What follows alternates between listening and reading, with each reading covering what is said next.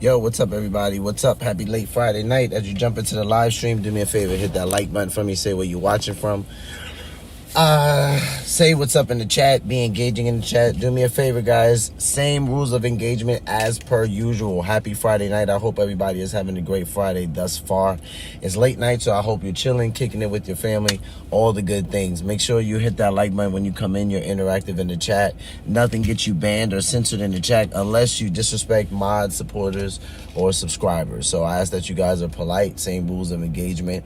Say where you're watching from, hit the like button. And yeah, only got a couple of clips to jump into tonight. We will be back tomorrow for our daily live stream and most of our Saturday live stream. So let's jump right into the Friday night clips.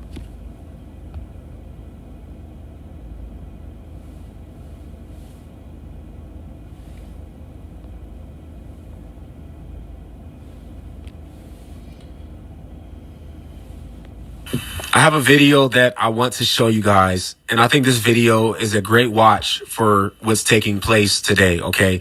This video is depicting what the New Jerusalem is going. People are starting to wake up to the fact that religious psychosis was just a term that was made to discourage Christians who were calling out a lot of the evil things that were taking place in the world, okay?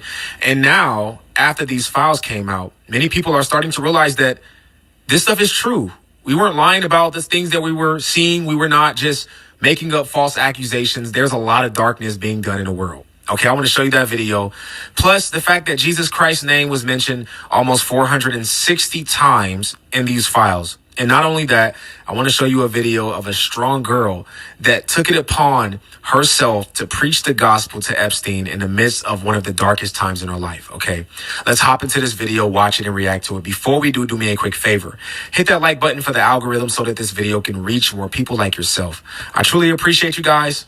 Let's hop in. I have to be honest. I do find it ironic that the world, that y'all spent all this time calling Christians crazy, doing too much, for saying that Hollywood was demonic. that a lot of this stuff is inspired by like wicked spiritual, y'all crazy, woo. Just for these Epstein files to drop. And they doing exactly that, worshiping demons, hurting innocents. All that, no, you're in spiritual psychosis. You're crazy. Be quiet. Y'all always want to do too much. Now it's like, oh wow, I can't believe what. No, bro, it's nothing new under the sun. They've been doing this. A lot of y'all's favorite artists, musicians, all of that, they still doing it, bro. No, man. Christians been saying it. They've been saying it. Don't watch that movie because shut up. You don't know what you're talking about. Look at that file. Look at page 5. I'm not minimizing nothing. But like, no. It is that serious. It's not new. It's been there. In the next 12 to 24 months, I believe America will endure an age of chaos that is like nothing new under the sun, y'all. And some of y'all will still say it's not that deep.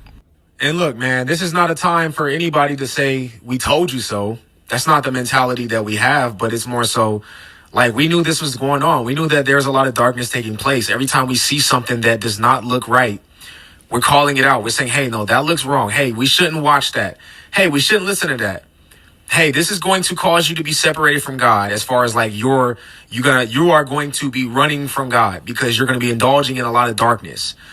And, you know, we called out this stuff, and now everything that we're seeing in these files is a culmination of everything, every video, every time a Christian has said something about Hollywood, every time a Christian has said something about elites, every time a Christian has said something about politicians.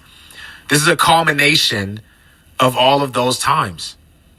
It's the Holy Spirit has been informing a lot of people to call stuff out. He does that, right? On top of preaching the gospel, on top of holding each other accountable, and on top of living life with each other and worshiping God, there's also exposing darkness. And that's what a lot of Christians have been doing. And right now is a combination of all the things that we've been talking about. I want to show you guys a video about this man right here talking about how the name of Jesus Christ was mentioned almost 460 times in the Epstein files. And all of those times were not good. But there is a particular video that we're going to watch after this in which a little girl preached the gospel to Epstein in the midst of a very dark hour for her. Okay, I want to show y'all that. Let's check this out. So Jesus is in the Epstein files. Why is the Lord mentioned in the Epstein files over 400 times? When you search the name Jesus, it shows up 459 results. Now, we obviously know Jesus is not involved in any of this, but let's read some of the messages. Here's a joke mocking Jesus. Jesus was on the cross, and Mary Magdalene is kneeling down before. Jesus moaning Mary.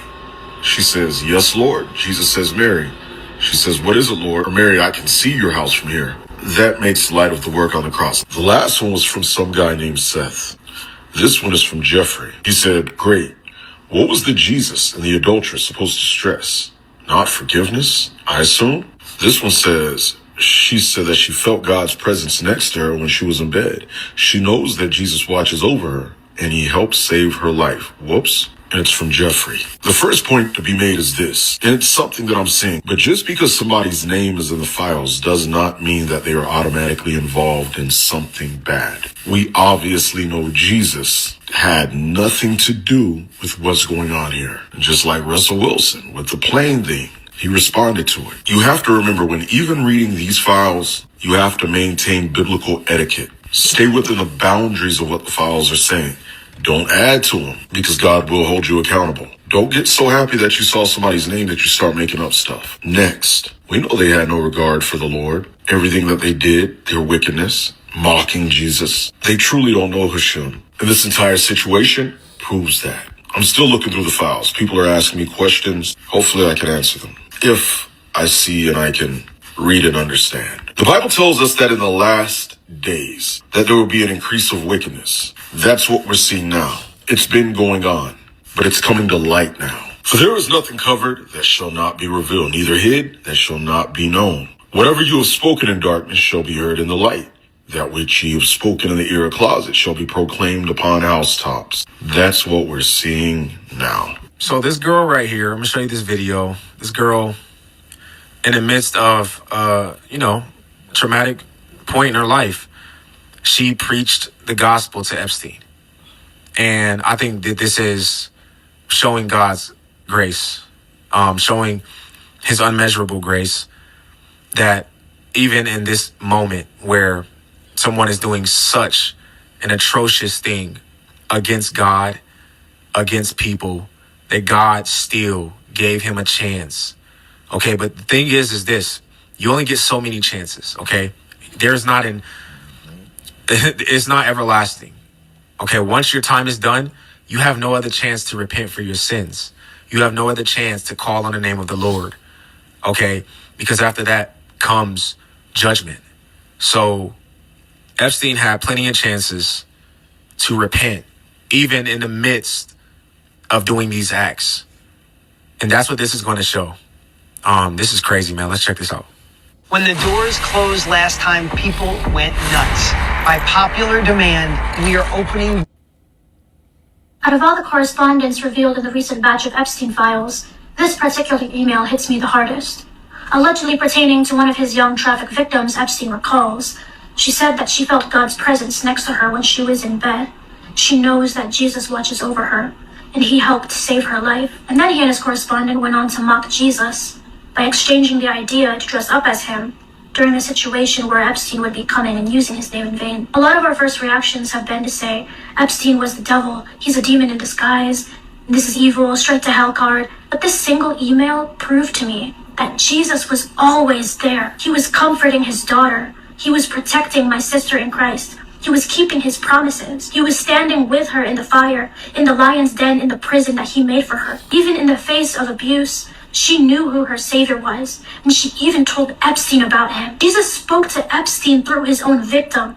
That is God's grace and his wrath presented in his own face. Isaiah 55:7 says that, let the wicked forsake his way, and the unrighteous man his thoughts. Let him return to the Lord, and he will have mercy on him, and to our God, for he will abundantly pardon. Our God was ready to abundantly pardon Epstein.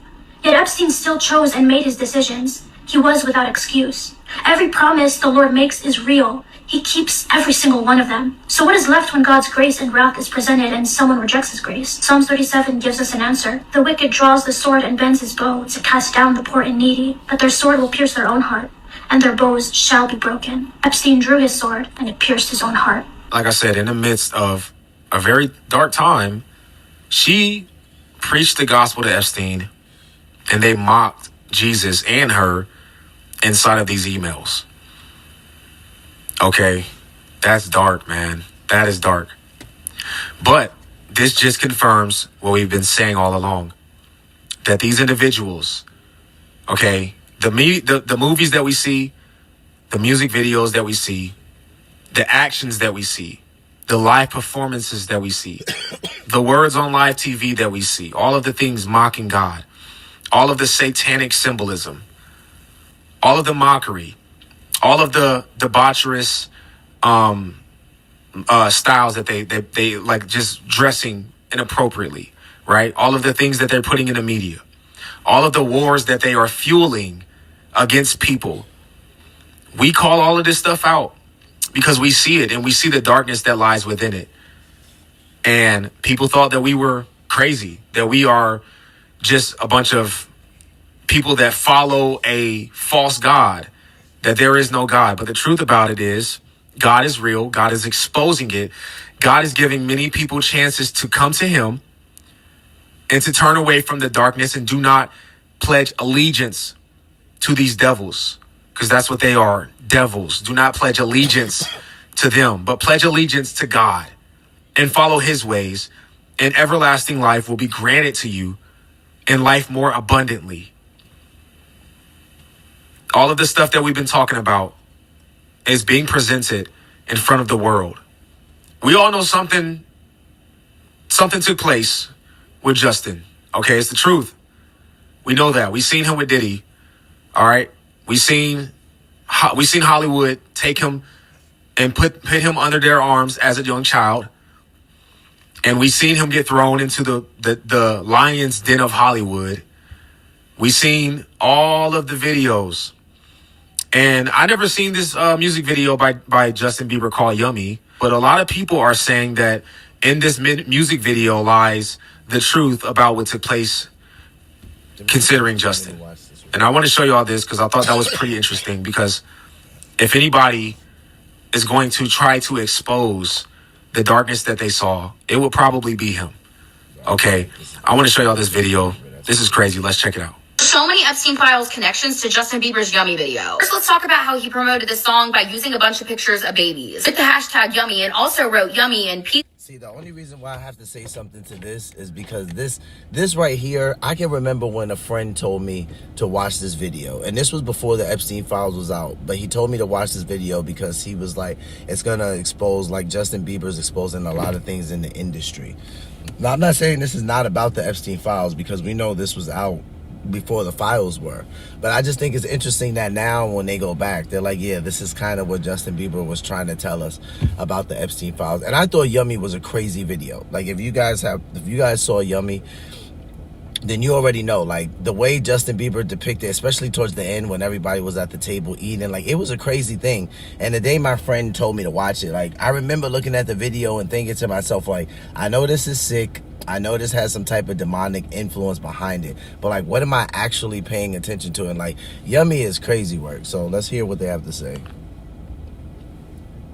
Pizza. And this word Yummy was used like 300 times in these Epstein. Let's check it out. So many Epstein Files connections to Justin Bieber's Yummy video. First, let's talk about how he promoted this song by using a bunch of pictures of babies with the hashtag Yummy, and also wrote Yummy and pizza. And this word Yummy was used like 300 times in these Epstein Files. I haven't seen anybody point this out, but at the end of the video, there's a baby pig on the table. At the start of the video, we see him walking through the kitchen, going to the table with the old rich people as if he's being served. They have very young people as the entertainment. They show this girl, and here's her outfit, but we'll get into that. There's also paparazzi in the kitchen as in being filmed at this party. You see Justin with a sandwich in front of him, guarded by a piece of bread. On the sandwich is this red cherry or olive with red little sticks in them, which later becomes black with black sticks. Serving disgusting food with peas, P. Diddy, and this pink. I wanted to point out this looks like a pizza. You see Justin with a pink drink in front of him, messing around with this guy's glasses. All the adults are taking turns sitting down with him. You see an entertainer and Justin's cat in the middle of the table representing him entertaining. And that's when we see the black olive cherry. We also see the Puffs, Puff Daddy. During the lyrics, lost control of myself, I'm compromised. Annie winks. We see this pink goo with circus peanuts on top. During the words, you ain't never running low on supplies. And the pink drink. So think about the pink stuff at these parties. What do you think these peanuts could represent? You see them reaching for the food and them devouring the food. Justin with water and the pink drink. We see him messed up. Girls in white come out from under the table. Notice he's taking things off. We got the white party. Remind you of anybody? And the dance moves are eating. And yes, we see that red outfit on the chair. After the party, that outfit is there. You see this man eating cake. Allegedly could be this guy who founded the record label with Diddy. We see this guy with a bunch of pink drinks who looks similar to L.A. Reid. A baby pig on the table. Why a baby? Don't people see that red outfit represent? You see them reaching for the food and them devouring. Yo, that's crazy. Is that older guy Clive Davis?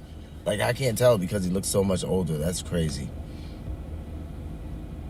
The food. Justin with water and the pink drink. We see him messed up. Girls in white come out from under the table. Notice he's taking things off. We got the white party. Remind you of anybody? And the dance moves are eating. And yes, we see that red outfit on the chair. After the party, that outfit is there. You see this man eating cake. Allegedly could be this guy who founded the record label with Diddy. We see this guy with a bunch of pink drinks who looks similar to L.A. Reid. A baby pig on the table. Why a baby? Don't people usually like the big one? You see his plate with the cake, peas, and the cherries representing innocence, and then young him with the words yummy. Also used him in a cake holding a cherry to promote this. He had mental breakdowns during the filming of this. Ellen asked him what the song was about. He said his intimate life and then sipped tea. Alleged and entertainment purposes only. Now, you can't tell me that this music video does not signify anything.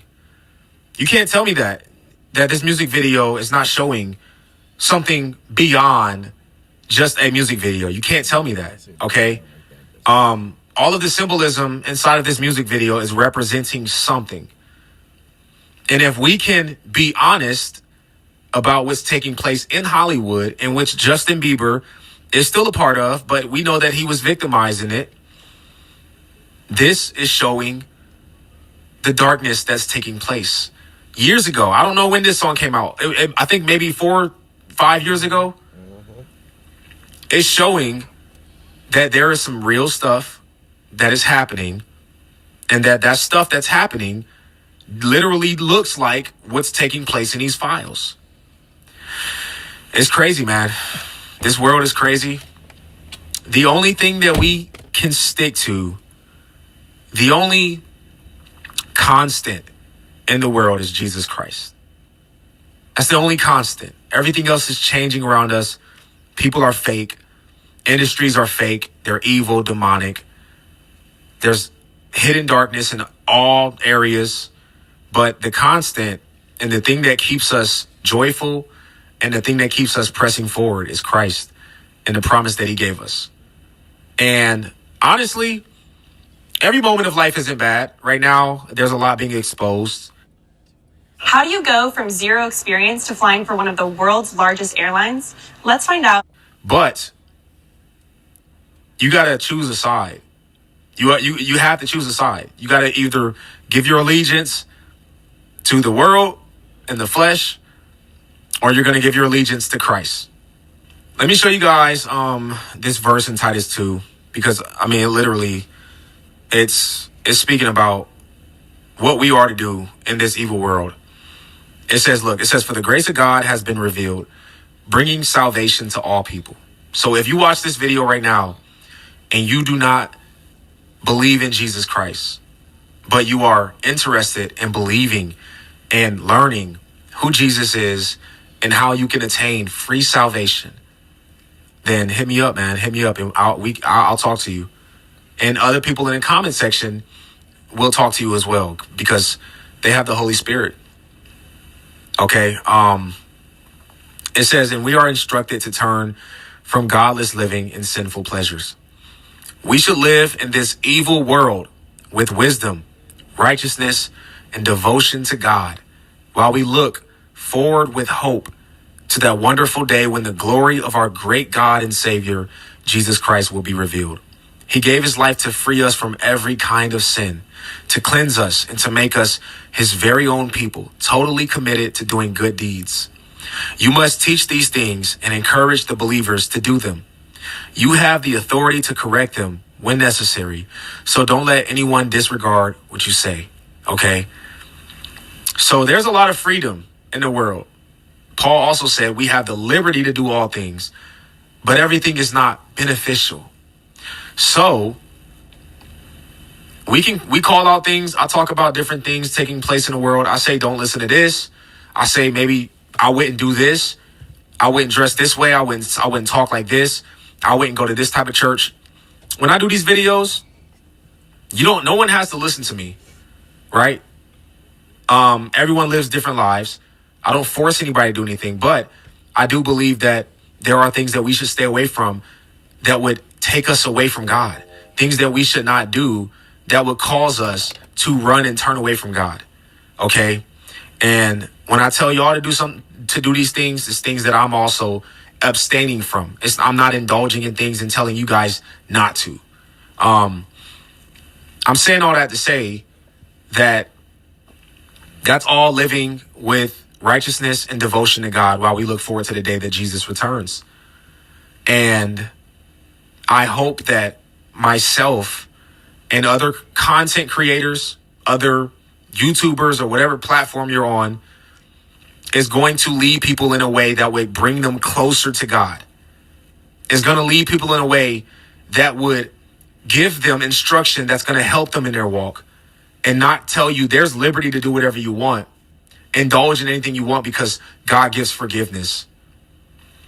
Because then you start doing a lot of different things that's unfortunately going to corrupt you even more and get you away from God. But this world is evil, but the grace of God, the mercy of God, and the hope that we will be with Jesus one day and that we will reign on the earth is a great hope, and it's good. I also want to say this as well. Look, right now with everything that's being exposed, don't indulge, don't go dive too deep into it, okay? It's okay to look into some of the things that is taking place, but from my own experience, the things that's being talked about it just really brings your spirit down. So as your brother, I'm saying go outside. If you live in Ohio or anywhere where it's snowing at,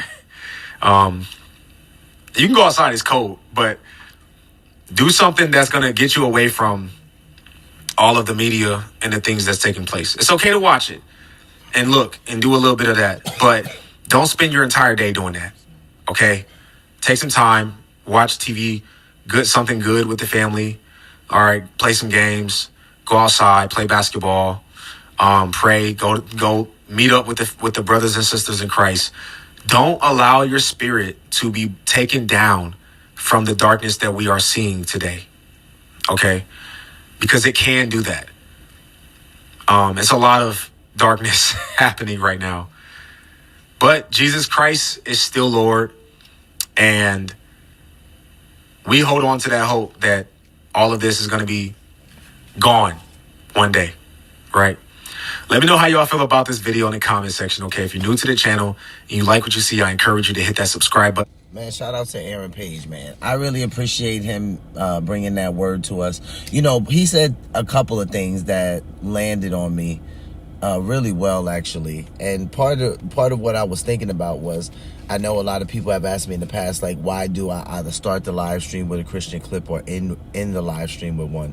And I've told a couple of people I do that simply because that's what the Lord told me to do. Like, the Lord told me to make sure that that's how I ended or I started the live stream, right? He wasn't being super strict about whether I did it in the beginning or the end. It just had to be in there. And that's just what you call obedience. It doesn't always make sense. I've had people pop in out of the live stream and they're like, well, if your title says this, why that? Now, that doesn't happen as much now because I've been doing this for well over a year now, like continuous live streams where we were acting in news, politics, and real life events. But Aaron also said another thing to that point, like, go outside, do something different, watch something that doesn't involve the media. A lot of people, because I can't just say Christians, because I even know Christians that do this as well. And that's why you know that there's levels to your relationship with Christ, right? There's levels to where you're at with God, right? You have some people that are going to say, you know, my relationship with Jesus is private and it's none of nobody's business. I'm going to tell you right now, a lot of people that respond like that, their relationship with Christ is very topical. Like it's very shallow. They don't have any depth to it. Because think about any of your day-to-day relationships. When you really love somebody, when you really care about them, you can go into detail about them. You can tell somebody what you like about them, what you love about them, what you enjoy about them, right? So when someone's all like kind of secretive, and it's one thing to just be like, yeah, you know, I'm private with my faith and I don't push it on people. That's one thing.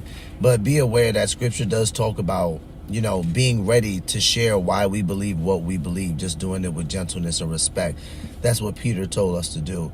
So not watching, not opening your eye gate and your ear gate to certain things is a very important thing. And sometimes even Christians fall victim to this, watching things that we shouldn't watch, or like saying things we shouldn't say, or you know, exposing ourselves to things that have demonic influence. And sometimes we're doing it, you know, out of a state of naivety, or we're doing it in innocence. And next thing you know, like we've exposed ourselves to some type of demonic influence. And I'm not saying a Christian is possessed, but, you know, bad things are happening. Like, you know, feelings of depression are a real thing. Like people get tormented by seeing things and hearing things. You know, some people have daydreams where they're tormented. Some people think that you only get tormented when you go to sleep at night. People have been tormented during the day, and that's just as crazy.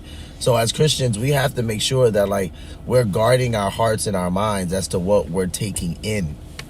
A lot of the times, I'll tell you guys right now, because we've talked about it, a lot of the times I am watching different content that's not related to the news, because to take the news in all of the time nonstop, most of you guys know I'm live every day except Sunday, right? Unless I'm taking a break here and there. And it's like, if you're consuming that much news, if you don't have any type of balance, you literally, like, I would be open to all types of different things.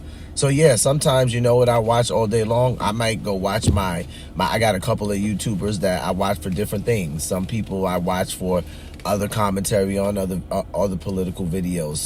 Sometimes I just watch strictly the news, but maybe about like a different part of the news. So maybe it's nothing violent. Maybe it's dealing more with the government and finances. Number one for 2025 that I watched more than anything was sneaker content, right? So I got, you know, the Elliot Pages, the Jada sneaker guys, like the Unbreakable Kicks. Like there's a lot of like sneaker content that I watch too, right? It's something to just take my mind off of the news, because the news is just not a good thing for me to constantly consume, right? So I think, shout out to Aaron Page. I think he did a great job at pointing out, like, especially as Christians, how we have to guard ourselves from certain things that like we don't realize that we're exposing ourselves to something that can have demonic influence, or like, you know, demonic warfare in our lives. And now we're experiencing things that just don't make us feel good, you know, or put us in bad headspaces. So that's important, and that's why it's important to have people in our lives that aren't afraid to talk about Jesus and remind us like who we are as people who are part of the body of Christ. So shout out to Aaron Page, channel favorite. We react to Aaron Page often here on the channel, so if you guys want to watch him on your own, just type in Aaron Page on YouTube. Tons and tons of video on YouTube. Shout out to Aaron Page. All right, guys, let's jump into the next clip of the live stream.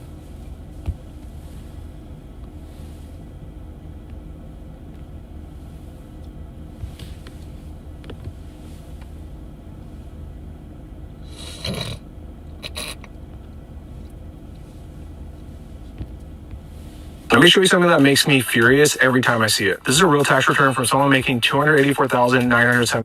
Voting for you. I am not voting for you. What?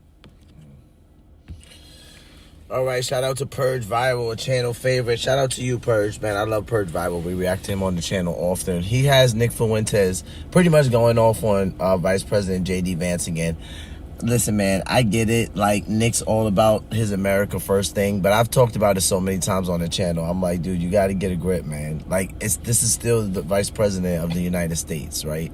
he's still your vice president. So you know, disrespecting your world leader actually does not make you look brave to a lot of people. It actually makes you look stupid. And I feel like Nick is smarter than this. I get it. Some of this is for views, but I don't know. I just hope he kind of gets a grip on this, because talking about the vice president and, you know, and his wife and things like that, like, come on, man. Like, Nick's young and he's not married, so I get it. He might not have many boundaries right now, but as a Christian, I feel like he should be better with this. So let's take a look at what he had to say. Shout out to Purge Viral. One other thing before we get into the show. I have been called out again by the Vice President of the United States, J.D. Vance. Today, in an interview, he formally condemned me. And once again, he's trying to convince me to eat shit. I don't know what to say at this point. I don't want your shit, okay? I know that's what they do in India. I know that's maybe what happens at your dinner table. I don't want it. I don't want your shit. Stop trying to get me to eat shit. I see this interview. He says, oh, I seem to recall I told Nick Fuentes to eat shit. So listen, man, I know that's how they roll where your wife is from. Good for you. I don't need any cultural enrichment. I don't want it. I don't want any of that. They did. You know, you like can't make this stuff up. Like, this is like Nick. Dude, I react to Nick so often on the channel. And you know what? This is how I know the people that rock out here often. Because at first, people were coming in the chat and they were like, Q, I can't believe you're playing a white nationalist. I said, dude, nobody cares. Like, this guy, he's young. You know what I'm saying? He has a big mouth. His brain's barely fully developed. It just probably became adult developed like 2 to 3 years ago. Nobody cares about Nick's opinion. Opinions are like, you know, underwear. They can change. Who cares? But you can't make this stuff up. Like, the way he reacts to stuff, it is pretty funny to me sometimes. I just don't like the disrespect, because as someone who served in the military, I'm like, Nick, you can't say America first and then you're cursing out your world leader, or you're shaming your world leader and his wife and where he's from. See, it's only in America where you could do this dumbness and actually get away, like this type of buffoonery, because in other countries, like, you just get executed. Like, literally, like, no one cares. Like, you're literally, like, a couple dudes are going to knock on your door. You're going to get taken somewhere in a blindfold and you're going to get shot. That's how it's going to work out. But in the United States, because we have freedom of speech and we're just disrespectful little things, like, we just get on the internet and get in places and say the craziest stuff about our own world leader. And I'm like, Nick, I hate that he does America first and he preaches it, and then he does stuff like this with, like, J.D. Vance and his wife. Like, I just think he has to have a better angle of attack. Thanks, but no thanks. I'm trying to be polite. I said no once. Now it's becoming sort of an imposition. It's getting to be a little bit impolite. I don't want it. Okay? I try to be nice. I politely declined. Now I have to refuse. I'm not eating it. So save it for the Indian Cultural Festival at the Naval Observatory. I'm good. I like hamburgers. I like hot dogs. I like fried chicken. I'll have the butter chicken, okay? Pass the butter chicken, all right. The curry, I'll try it. The shit, that's a little too far for me. That's a little too much cultural enrichment. It's a little too third world. I'm not that adventurous when it comes to that sort of thing. So I see the statement. He says, I condemn Nick Fuentes. I told him to eat shit. I said, buddy, I know that I did not participate in your cultural festival, but you got to let it go. I will say, though, after he officially condemned me, I am now officially never Vance. So he said that on the interview. He said, I condemn Nick Fuentes and his supporters. Well, then we condemn you. J.D. Vance is officially condemned by the real America First. He is condemned by the real Americans. He's condemned by the Groypers. And you just lost a huge chunk of support, or potential support. You condemn me? Well, then don't complain when we don't vote for you. We are not voting for you. I am not voting for you. I am not telling anybody to vote for you. I don't care if you're the nominee. I don't care if you win the primary. You are not getting my vote. So you just made a big mistake. Off to a rough start there. Wow, bro. JD Vance, aka JD Plant, you're gonna start a Groiper war with Nick Fuentes now? You have no idea, bro. Seriously, you're gonna lose this big time. What a joke. You're such a clown. And believe me, this is just the beginning of the roast of JD Vance. Nick is not done yet. This is just the beginning. He will completely expose, roast JD Plant. But bro, we have no idea who you even are. You wanna be our next president? Seriously, JD Plant? Go do something else, but you're not America first. You should not even be the vice president. Go away, bro. There's one thing highly paid speakers do dramatically differently than low or no paid speakers, and it has nothing. I will reserve my endorsement for a candidate that is actually willing to put America first over Israel. I'm saving my endorsement for someone that is putting America first over India. We don't need another president that puts H-1B Indians and their shit and Israel First Jews and their money over the United States of America. I condemn you. I condemn your liberal wife. I condemn your sugar daddy, Peter Thiel. I condemn Little Tech. I condemn you and your America Last administration. You should worry about this catastrophe, which is the second term. You got no mass deportations. You got no peace with Russia. You're going to war with Iran. The economy is taking a shit. And you're on an interview condemning me. I condemn you and I condemn this failing administration. Why don't you do your job?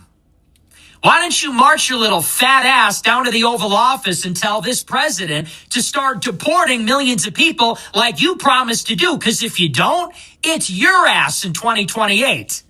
I got a news flash for you, pal.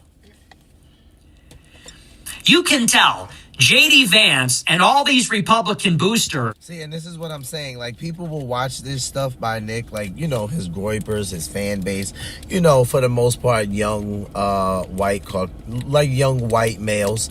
And like, dude, and they're gonna think this is funny. And I'm like, dude, it's not funny. You know, like, you're saying that to your vice president, like, why don't you take your you know, and I'm thinking to myself, like, Nick, bro, like, this is what you want. This is what your groypers to act like. This is what you want young people to act like. You're talking like this to your vice president. Why do you think another country is going to look at this video and think, oh, and look at Nick Fuentes like a hero? They're not. They're going to look at it and be like, those stupid Americans, man. They don't have any respect for their government. They don't have any respect for their world leaders. That's why I hate when this is his approach towards things, you know? I get him not liking JD Vance. I'm not saying this. Everyone's not going to like him.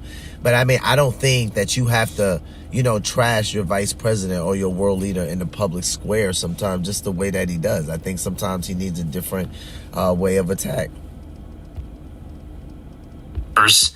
They think that we're all going to swallow a JD Vance candidacy in 2028 and he doesn't have to fight for it. But they got another thing coming.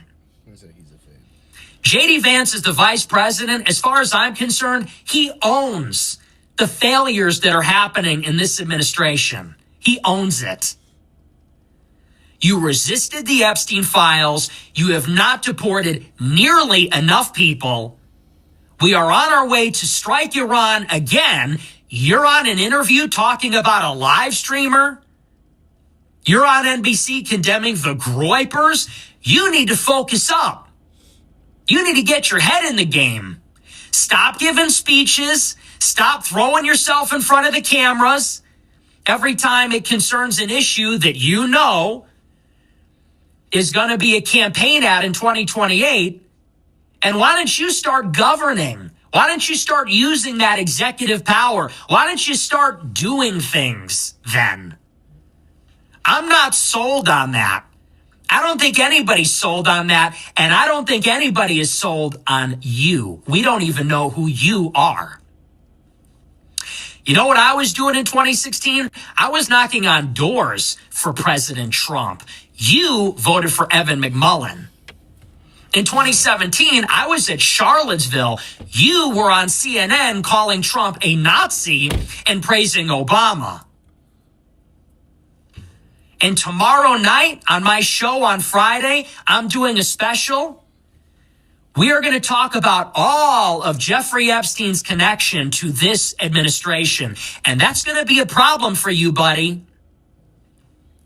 Tomorrow night, we're doing a big special. We are going to map out all of Jeffrey Epstein's connections, in particular to this Trump administration.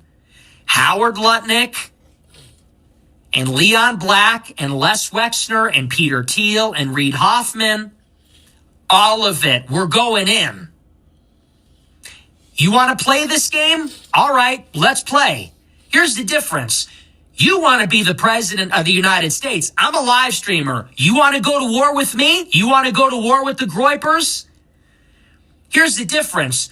You need young white men to turn out and vote for you. You are asking for something from us. You are trying to be the president. I'm a live streamer. I can do this all day. I can do this all day, pal. Wow, bro. Nick is on fire, man. Like, come on, bro. I really like when he is roasting JD Vance like this, bro. But he is spot on. He has some great points. JD Vance, you're such a joke, or aka JD Plant. You didn't... Okay, so over here, you guys know we watch everything because I always say, like, they lied to us. Both sides lied to us, and we got to watch everything so we can collect the facts, right? So shout out to the chat. We got Justin Michael said he's a Fed. Yeah, Kelvin Jackson said, did y'all see JD Vance on that dress, Dancing Queen? Shout out to Sam Adams. Sam said he's a Mexican. And I said, yeah, Sam. A couple of people know that about Nick. We know that he's confused. You know, this is where you see kind of the police officer at his house in the alleyway, and the cop says to him, are you some type of white supremacist? And Nick goes, my last name is Fuentes. I can't be a white supremacist. And I'm like, oh, man, you got to love that he just pulled that Mexican card. That boy don't talk about no type of rice and beans, no type of empanadas, nothing. But he pulled that Mexican card so fast in front of that cop. He pulled up that Mexican last name so quick. It was like, how could I be a white nationalist? I'm like, yeah, I bet, buddy. One Planet, One Species said, could you imagine him being a Democrat? Dude, I mean, it would be even worse. Like, he would be even, I don't know. That would be borderline demonic. Shout out to One Planet, One Species. All right, guys, let's keep watching. You did nothing for our country until today. We don't even know who you are. I'd rather make my dog the president of the United States than you, JD Plant. You're such a joke. You're just a puppet of Donald Trump. This administration is one big joke. This is because of you. We barely know anything about you. You're always complaining. You're always crying. Meanwhile, we have so many problems in our country who should have been solved, and you're not doing this. You're constantly complaining and crying. You're a puppet of Peter Thiel. You're just a joke. We barely know anything about you. Between your crazy, shady relationship between you and Peter Thiel, your sugar daddy, exactly.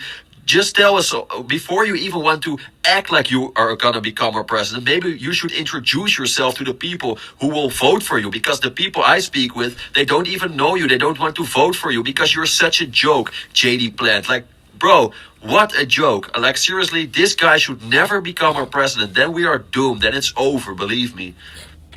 You want to go to war with me? I don't think you're going to like how that winds up for you. So that's my response to the vice president of the United States. I can eat shit. You eat shit. If you're tired of cold spots in your home, you have one room that's freezing, in the other it's way too hot. On top of that,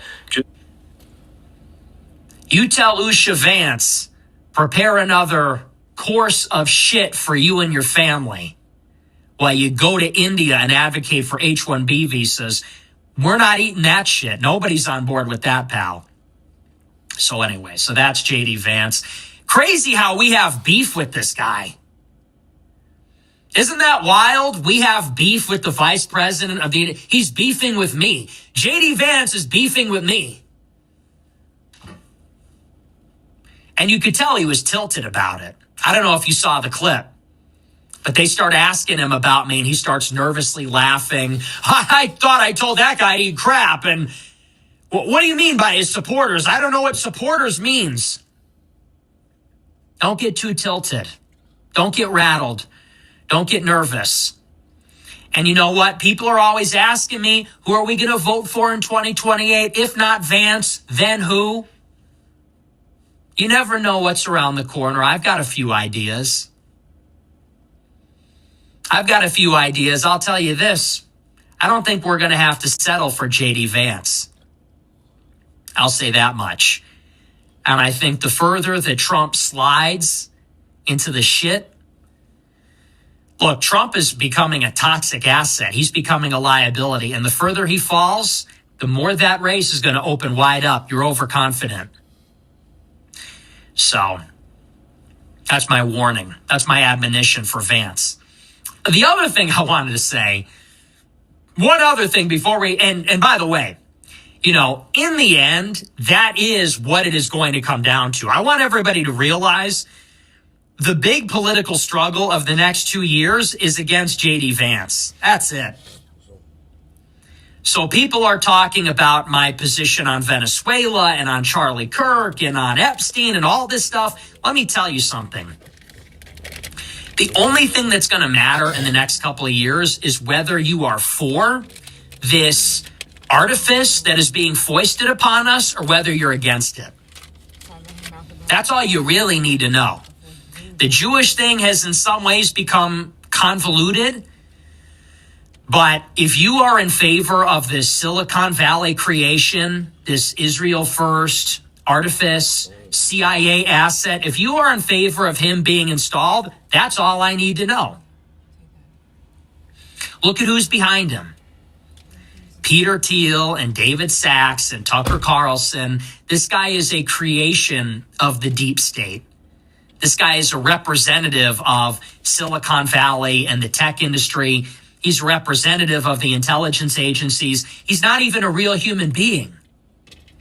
J.D. Vance isn't even a real name. That's not even a real person. He didn't become J.D. Vance until he was 28 years old. I'm 27. So could you imagine if next year I changed my name and started going by Vance? I would be totally insane. This is not even a real person. If you are trying to foist this on the American public as the successor to Donald Trump and the MAGA movement, you are not our friend. So that's going to be the real fight. I'm very curious to see how that all shakes out and who's going to be on what side. You can't be railing against the war in Gaza and all these things that have been happening, this Trump administration, which is a complete flop by design, and then go and shill for Vance in 28. Keep a very close eye because it's already so fake. I look on Twitter. Anytime you call out J.D. Vance, the bots come in. Anytime you criticize J.D. Vance, they have already paid for the media. All these people come in hot out of the group chat in the replies, the quote tweets. I saw some guy say, it's so third world to criticize J.D. Vance. Third world? Dude, he's married to the third world. Wow, bro, like Nick is on fire. Like, great take. I completely agree with him on this one. J.D. Vance, we should never vote to have one. No, I seriously mean Joe Biden first. No, not it. To criticize the world. You want to see the third world go LARPing MAGA? No, not in my name. I said, I'm never Vance. You have one of these LARPing MAGA accounts that says, oh, that's really third world to be against. No, not in my name. I said, I'm never Vance. You have one of these LARPing MAGA accounts that says, oh, that's really third world to be against Vance. Third world? You want to see the third world? Go to J.D. Vance's house on Thanksgiving. That's the third world, okay? Third world? It's third world to criticize the... See, to me, that's just crazy. That's absolute crazy work. You know, and it's like, that's what I'm saying. America and its freedom of speech. I love our country. I love that we have what we have. But I'm telling you, other countries run a certain way and they rule with the iron fist because they're not going to stand for stuff like this. Like, you talk about your world leader like that somewhere else, depending on where you're at, bro, you're going to have a bad day. You might not even make it to the next day. So it's just, I'm telling you, it's Americans and our ignorance, man. It's Americans and our arrogance. And like I said, I watch Nick a lot here on the channel. Those of you guys that rock out with me, you know we react to Nick often. But you also know that I don't like his take. I don't like when he particularly does this. As someone who served in the United States military as a Marine, I'm like, Nick, you got to do better, bro. You got to do better. Vice President, bro, India is the third world. That's where his wife is from. That's what his kids are about. So what does AI and this beautiful beach have in common? Absolutely nothing. JD Vance loves the third world so much he married it. That's how much he loves the third world. Hey, JD, you love the third world so much, why didn't you marry it? He did. He had an interreligious wedding, intercultural wedding ceremony with his Indian wife. Then they took their kids dressed like Slumdog Millionaire to India last year. And people have the audacity to say, I'm third world? Are you kidding me? That's totally insane. So anyway, that's that. Come on, Nick. You don't like Slumdog Millionaire? Don't be like that, Nick. Come on. Bro, excuse me, but did you hear that? He had his children dressed up like Slumdog Millionaire. If you don't know what that is, just Google it and you know already enough, bro. Oh my god, this you can say whatever you want about Nick, but he is funny AF, bro. Slumdog Millionaire. Oh. Move on, though. I want to get into something else. So, I told you the other night, I don't really want to weigh in on the Elijah Schaffer, Sarah Stock drama, because they're both friends of mine, and obviously I don't approve of the things that are being said about them. It's not good stuff, but they're my friends, and I'm there for my friends when they're going through a hard time and when they're going through a good time. You know, that's what I have to say about that. Here's what I will say, though, a little bit further. You know what's funny? The timing of it.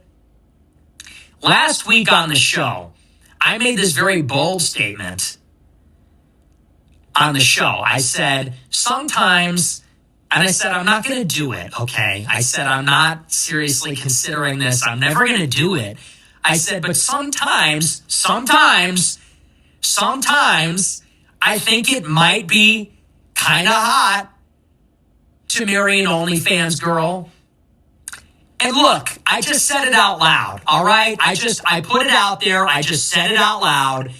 I just put it in there, okay? I just put it out there into the world. And they said I was crazy.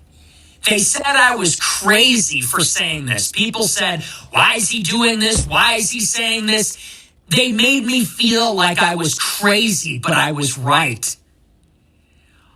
Oh, I guess I don't sound so crazy anymore, huh? People were telling me.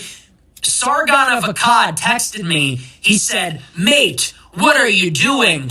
I want a girl who's mine and mine alone. I want a trad girl. I said, yeah, well, I don't. I said, yeah? Well, sometimes I don't. Sometimes I think it'd be hot maybe to not.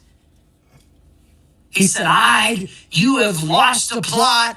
You should want a trad girl. You should want a nice trad girl that you meet in church. Huh, I guess now I'm not sounding so crazy anymore, huh?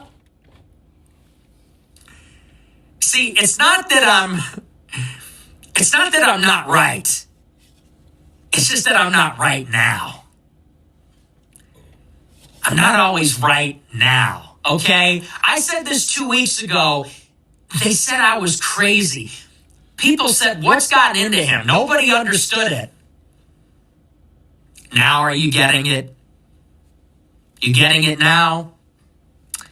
Now it makes perfect sense. Couple weeks later, now it makes perfect sense. I gotta say, I mean, and look, not trying to make light of the situation. It's actually a devastating situation for both of them. Look, I just have to say, no e-girls, not even once. Have to say it, you know, and okay, I like these people. I'm there for them. I'm sticking up for them, but, you know, what's the law? the law. No e-girls, not even once. I mean, I'm just saying, okay? And I'm just saying, okay? I'm just saying, how can one man be so vindicated? How can one man be so goated? Bro had a tape so vindicated and so legendary, he had the whole squad going incel. I mean, seriously. Bro, where is Nick talking about? Like, he is still a virgin, and then he's gonna talk about it. He wants an OnlyFans girl. Are you kidding me? Dude, like, what happened with Nick, bro? I mean, it sounds kind of funny to me, but I mean, like, if he's a true... He's just, dude, Nick is a troll, bro. Like, if you watch him, you just know this. Yo, shout out to Ray Ray, FBA. Ray Ray said, didn't he go on a live stream date with a boy? Yeah, somebody else called that one out, too. Demar Dumb said all he cares about is trying to get more followers to make a little bit more money. He's never had anything, dude. He's never held position. He's not allowed to get around any politician from the GOP. Yep, that's true. And it's like, dude, they all shun him, you know, and he doesn't care. He'll say things like, oh, you know, I don't need the Republicans. I'm America first. But I'm like, Nick, dude, you can't, like, if Nick ever wants to run for president, let's be real, at this point, he's going to fall in the independent party. I'm not saying he can't raise the money, but we know historically the independent party usually doesn't have the capital, right? They usually just don't have it. Maybe Nick will be able to raise it. Who knows? But right now, it's like he doesn't fit anywhere. The Republicans think he's gross. The Democrats think he's from another planet. So he would have no choice but to be independent, even if he did run in the future ever. Pro-Catholic, like, conservative guy, then I wouldn't suggest, like, taking an OnlyFans girl, but I mean, like, do whatever you want, but maybe first, like, be like a normal girl. Like, bro is 26-year-old, 27 years old, and still a virgin. Can you imagine? I mean, like, nothing bad about that. He's a true Christian. He's a real Catholic guy. Not many people there are like this today in these ages. But, like, still, bro, where is he talking about? Where did this come from? And I believe maybe he's joking, but it looks like he is real. He's, bro, I'm speechless, man. Why is he talking about this now, bro? Come on, man. Right About Everything award, Fell For It Again award, Fell For It Again awards going out to everybody in the audience. Anyway, but like I said, I'm deeply sympathetic, and I think that the right approach is for us to be charitable. I come from a family of aviators. I currently have 10. To these people, I like them both, and this is a personal drama. It's really nobody's business other than theirs. People are saying they need to apologize. I want to say, apologize to who? Me? What do I have to do? People are saying, you need to apologize. It's like, to the internet? Why? I think they should apologize to God. They should confess to God. We're Catholic. That's what you do. And they should work it out with their families. It's a family affair. It's a private affair. I see everybody in the replies. They need to apologize. You need to show some humility. To who? We're not the judge, jury, and executioner. So I think people should be a little respectful to these people as they try to navigate this and try to figure it out and pick up the pieces. They made mistakes. They'll pay for those mistakes, surely. And that's really their prerogative. I mean, that's their situation. And I think we should be charitable and respectful. And we should approach these subjects with the intention that we want what's best for the people involved. And I don't think that being accusatory, and I don't think that drip feeding this vindictive campaign against them, posting secret recordings, that's not helping them. That's not good for anybody, actually. I think that's bullshit. And I don't know how anybody could say that that is righteous. Two wrongs don't make a right. People can make mistakes. And then you got people secretly recording. Oh, I secretly recorded her. I secretly recorded him. Now I'm sharing it with the world. Now everybody's gossiping. We're reveling in the drama. That's not good either. So guard your souls. Guard your souls. Follow your conscience. Try to be merciful and charitable when it comes to that sort of thing. Anyway, that's just my feelings on it. But I had to just throw it out there because I went on Telegram today and I'm kind of like, isn't it a little bit interesting that I have some commentary about this issue like last week? And you remember everybody was outraged. They said he was one-shotted by Miami. He's just saying things to sound straight. They said, this is really cocked. He just wants guys to sleep with his wife. I'm like, maybe you don't really get it. Like, this is just kind of the new meta. I don't know what to tell you. I'm just living in the future. At a certain point, you're going to have to just give me the benefit of the doubt and trust me a little bit. Anyway, we're joking a little bit, but that's that. I do want to move on. We're going to get into our news here tonight. And man, oh man, this is just crazy stuff. Our featured story, we're talking all about the total capitulation by the Trump administration on immigration. And I don't even really know how to start this one, because I feel like I've been saying the same exact thing for 2 years, and I literally have. If you've been watching this show for 2 years, you know exactly what I'm going to say. I've been saying it every day for 2 years, which is that you're not getting mass deportations. You are never going to get mass deportations. You never will get mass deportations.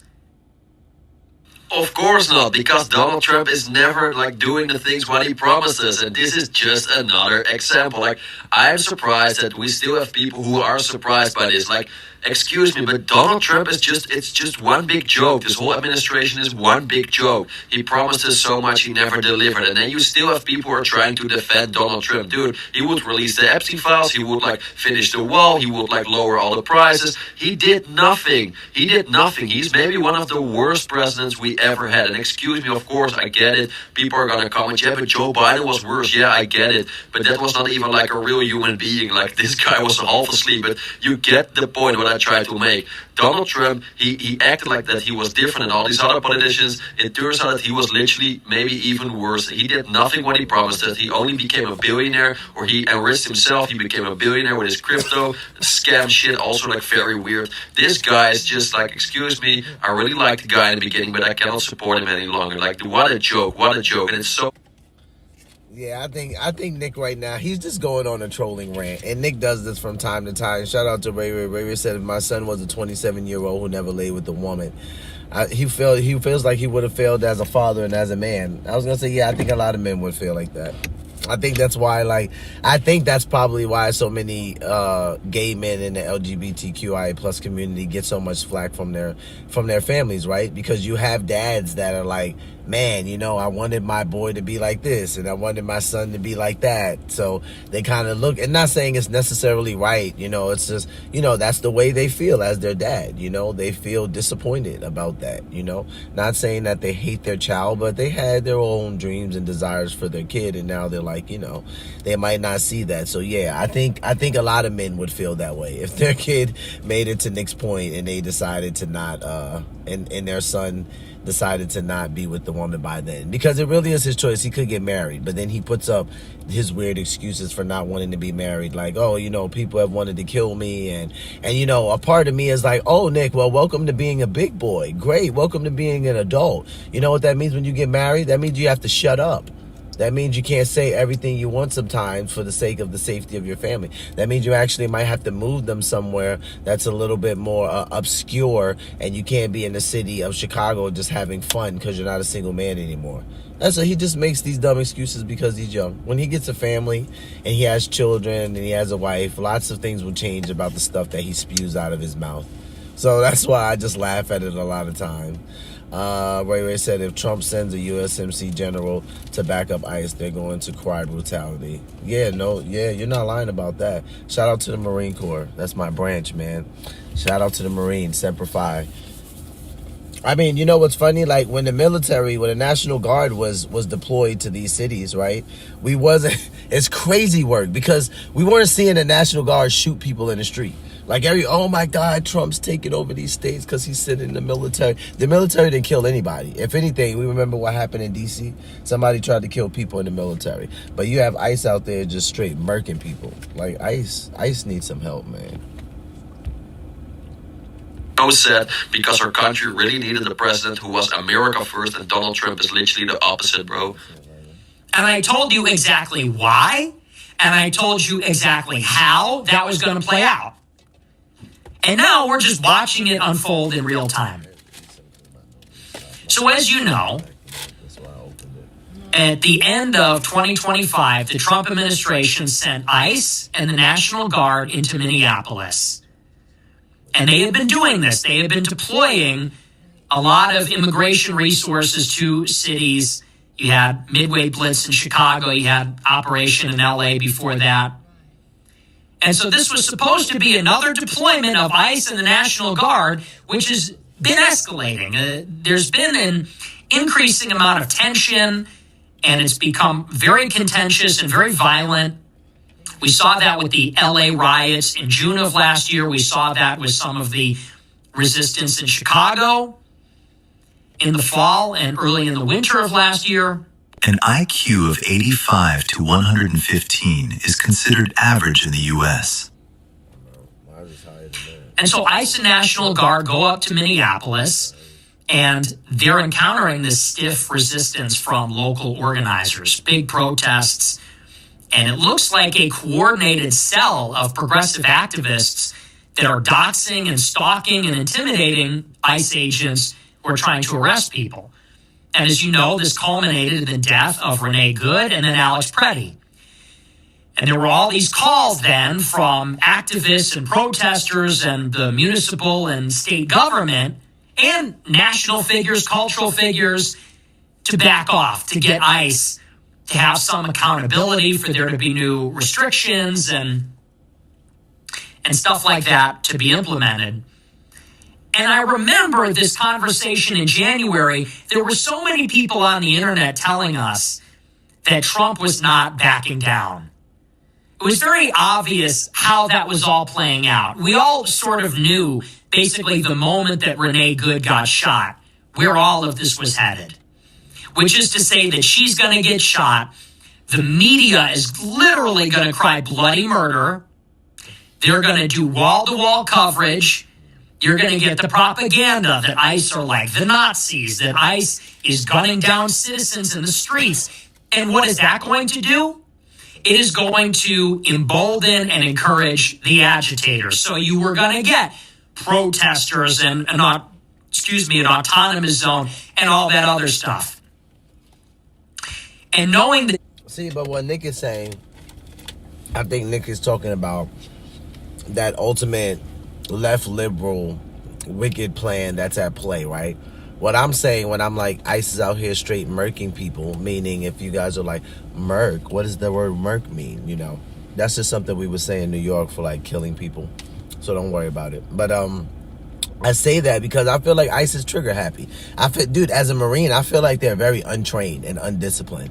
Now, I get some people who are like, oh, well, you know, they're in the middle of the street and people are honking and yelling, and I'm just like, dude, no one cares. Like, when you're in the military and when you're in a war zone, a lot of honking and bullets and guns and screaming and IEDs going off, a lot of stuff is happening, right? And you don't see Marines out there just freaking like shooting civilians. Like, that's not what's happening. There's actually not a ton of friendly fire happening, right? So it's like, I don't want to hear like, oh, well, they're in the middle of the street and so much is going on. It's like, dude, so what? Like, when you get trained for this stuff, like, literally, like, I'm a Marine. When you get trained for this stuff, that type of, I talked about this on a prior live stream, like, that much stuff happening around you, you're trained, your brain literally can isolate where you're at, and you could block all of that stuff out and focus on what you need to do. It's not just a thing that happens in the movies that we see, like that slow motion moment. That's actually a real life thing that occurs. So I think it's just, I literally think it's hilarious when people are trying to defend ICE. To me, I don't think that ICE is like the Nazis or like the Gestapo. What I think is that they're a little bit undisciplined. You know, I think they could be a little bit better trained, right? A little less trigger happy, right? I mean, I get, you know, even sometimes with the way that they're dealing with the civilians, you know what I mean? Like, sometimes I'm just like, dude, like, are you guys good? Like, I get it, they're on edge, and sometimes I'm thinking, who are these guys? Like, have they ever been police officers? Have they ever been deployed to a war zone? Because they just seem like, I don't know, just a bit untrained. That's kind of what they give to me. the Trump administration, he was going to back down. For the very simple reason that we are in a midterm election year. So Trump can't afford for the bottom to fall out with his popularity because they only have a few seats in the House that give them the majority. Historically, they're going to lose seats. They really need all the help they can get. So you knew that Trump was not going to stick it out. Like, so much of this was predictable. The second that Renee Good got shot, and I remember in January, all of the Trump supporters on Twitter were reassuring us, no, that's not happening. It's actually intensifying. Actually, Trump is a genius, and he worked out a deal. He called the mayor and the governor, and by even having that call, he made them out to be traitors to their own movement, and he got them to cooperate with the feds, and it's a 5-dimensional chess play. It's all great. It's all going according to plan. I remember they were seriously saying this in January. Well, now, as of last night, it is just undeniable and unambiguous that that is not the case. That Trump is absolutely surrendering and capitulating on mass deportations. How do we know this? Because he said it. He said it in an interview with NBC last night. He said that ICE needs a softer touch. When asked directly, are we going to continue deporting all illegals or will we now focus only on criminals? He said we're only focusing on criminals. That's it. So here you go, guys. Another example of Donald Trump betraying his own base. And are you still surprised? I am not anymore. Like, seriously, it's just... And we will lose the midterms. I used to say this over and over again. And it hurts to say this because, of course, I wish I was wrong on this. But we are going to lose the midterms. We are going to probably win or lose the next elections. And who is responsible for this? Us. Or not even us, the people. This administration. They had all the power of the world. Donald Trump won in a landslide. He even won a popular vote. He had so much power. He didn't use it. He did completely the opposite as what he promised us. And for this reason, I believe this administration, they are the ones who are responsible for everything what is happening now. Our country is a complete mess. Even the Democrats are not, or even the Republicans are not happy with this administration. The Democrats are not happy. Almost no one is happy in this country now. And the only one who is responsible for this is Donald J. Trump, Trumpstein, and J.D. Plant. Donald J. Trumpstein and J.D. Plant, they're the ones who are responsible for this. So it's one big joke. And for this reason, I believe we should not vote for J.D. Vance, a.k.a. J.D. Plant. But again, this is my opinion. I'm very curious about your opinion. Please share your opinion in the comments. It's very important to say I read all comments. I even try to reply to some of you. All right, shout out to Purge Viral for covering Nick Fuentes. Nick's going on a rant, man. He's mad at J.D. Vance, but like he said, he feels like the vice president is beefing with him. So we'll keep following that. We'll see where that goes. Let's jump into the next clip. We're going to go over the CNN panel, Bakari Sellers, and a couple of others talking about Trump madness, ICE, and all the things.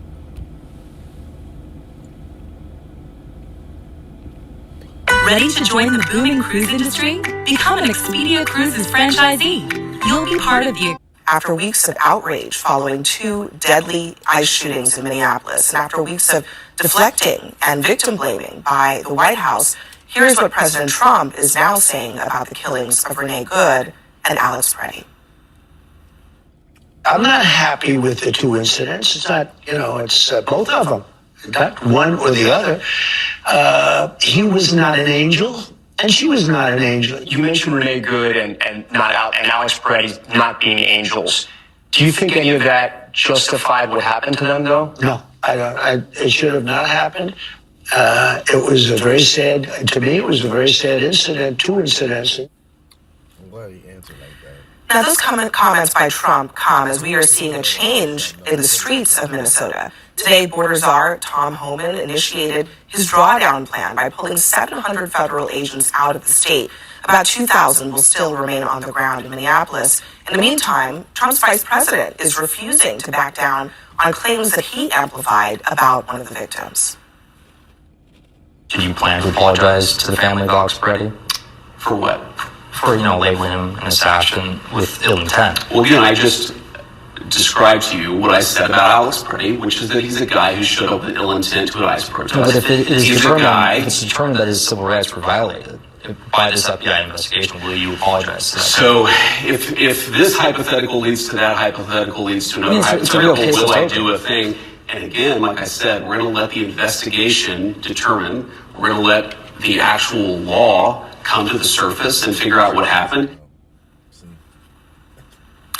He's saying both things at the same time. He's standing by calling Alex Preddy an assassin and also saying somehow that the investigation is going to just continue.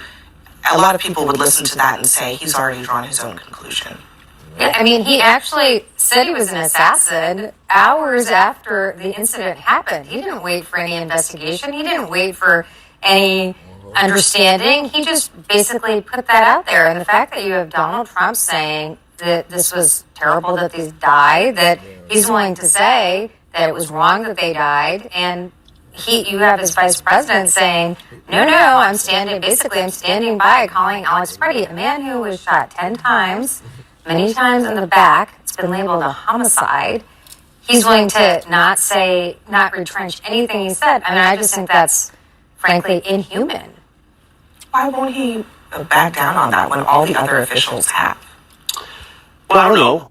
I'm not gonna lie, I don't like this for JD. Like, I was just telling my wife, I was just saying, like, JD said a lot of questionable things in the last couple of weeks to where I'm like, okay, JD, I don't really know. Like, this looks bad because we have the CNN panel saying, okay, so President Trump is saying that this was a tragic event and he's sad that it's happened and he feels like it was a horrible thing that happened. And then you have JD Vance not willing to retract a statement about calling one of the individuals an assassin. Mind you, it's the one that his death's already been ruled a homicide. I'm like, okay, so we have to figure out now who JD is trying to impress, right? My wife's already said, well, he's running, he's going to be running for president. So obviously he's trying to impress, young white males, and he's saying what he thinks they want to hear. Well, I know that he needs Gen Z to vote for him, but if he thinks that Gen Z is going to be the generation that turns out in the largest numbers, he's crazy. So I hope he starts talking a little bit different. I mean, maybe he's waiting to see how it all turns out, and maybe he believes Preddy, should have been there. Maybe he believes Preddy, did engage in activity that he shouldn't be engaging in. And he was planning on an assassination? Yeah, look, I don't know. Call him an assassin. But I also think that what he said is true. We should see what the results of the investigation are. And I also think what President Trump said is true. Should he have these things should not happen. Should he have taken that back? He described him as a would-be assassin. Everyone makes mistakes. The vice president can acknowledge he made a mistake. Why didn't he? Should he? That's up to him. I don't know. I mean, he made the comments that he made. He's standing by them today. The president also made the comments that he made.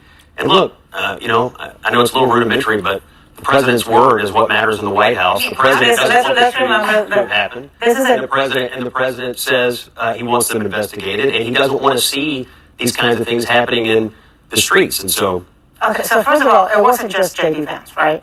It was many in this administration. It was Stephen Miller. It was Kristi Noem calling him a domestic terrorist and calling Renee Good a domestic terrorist when their bodies were still warm, when there were no facts known.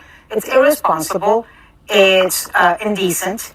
It's cruel to the family. But this administration believes that apologizing makes you weak, makes you look weak, and is the wrong thing to do.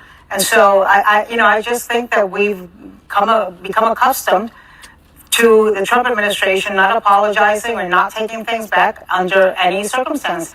And this is the least shocking thing that's happened today. I think it's a case of, yes, generally the Trumpian way of doing things is to not back down and not apologize. At the same time, they're withdrawing 700. It's like, I can see both sides of this, and that's why it's hard, because it's like, I can see the side where people are like, well, people shouldn't be agitating ICE. They shouldn't be impeding on ICE when they're, out on a mission. And I can actually agree with those things. I don't support that stuff. But at the same time, people are forgetting that some of these people have actually been a victim in the sense where they were like, I wasn't going to protest and like this thing happened to me. And that's what I'm saying. Like, we also have to just keep in mind that we all are human. Like, regardless if you want to be hyper right, hyper left, do you.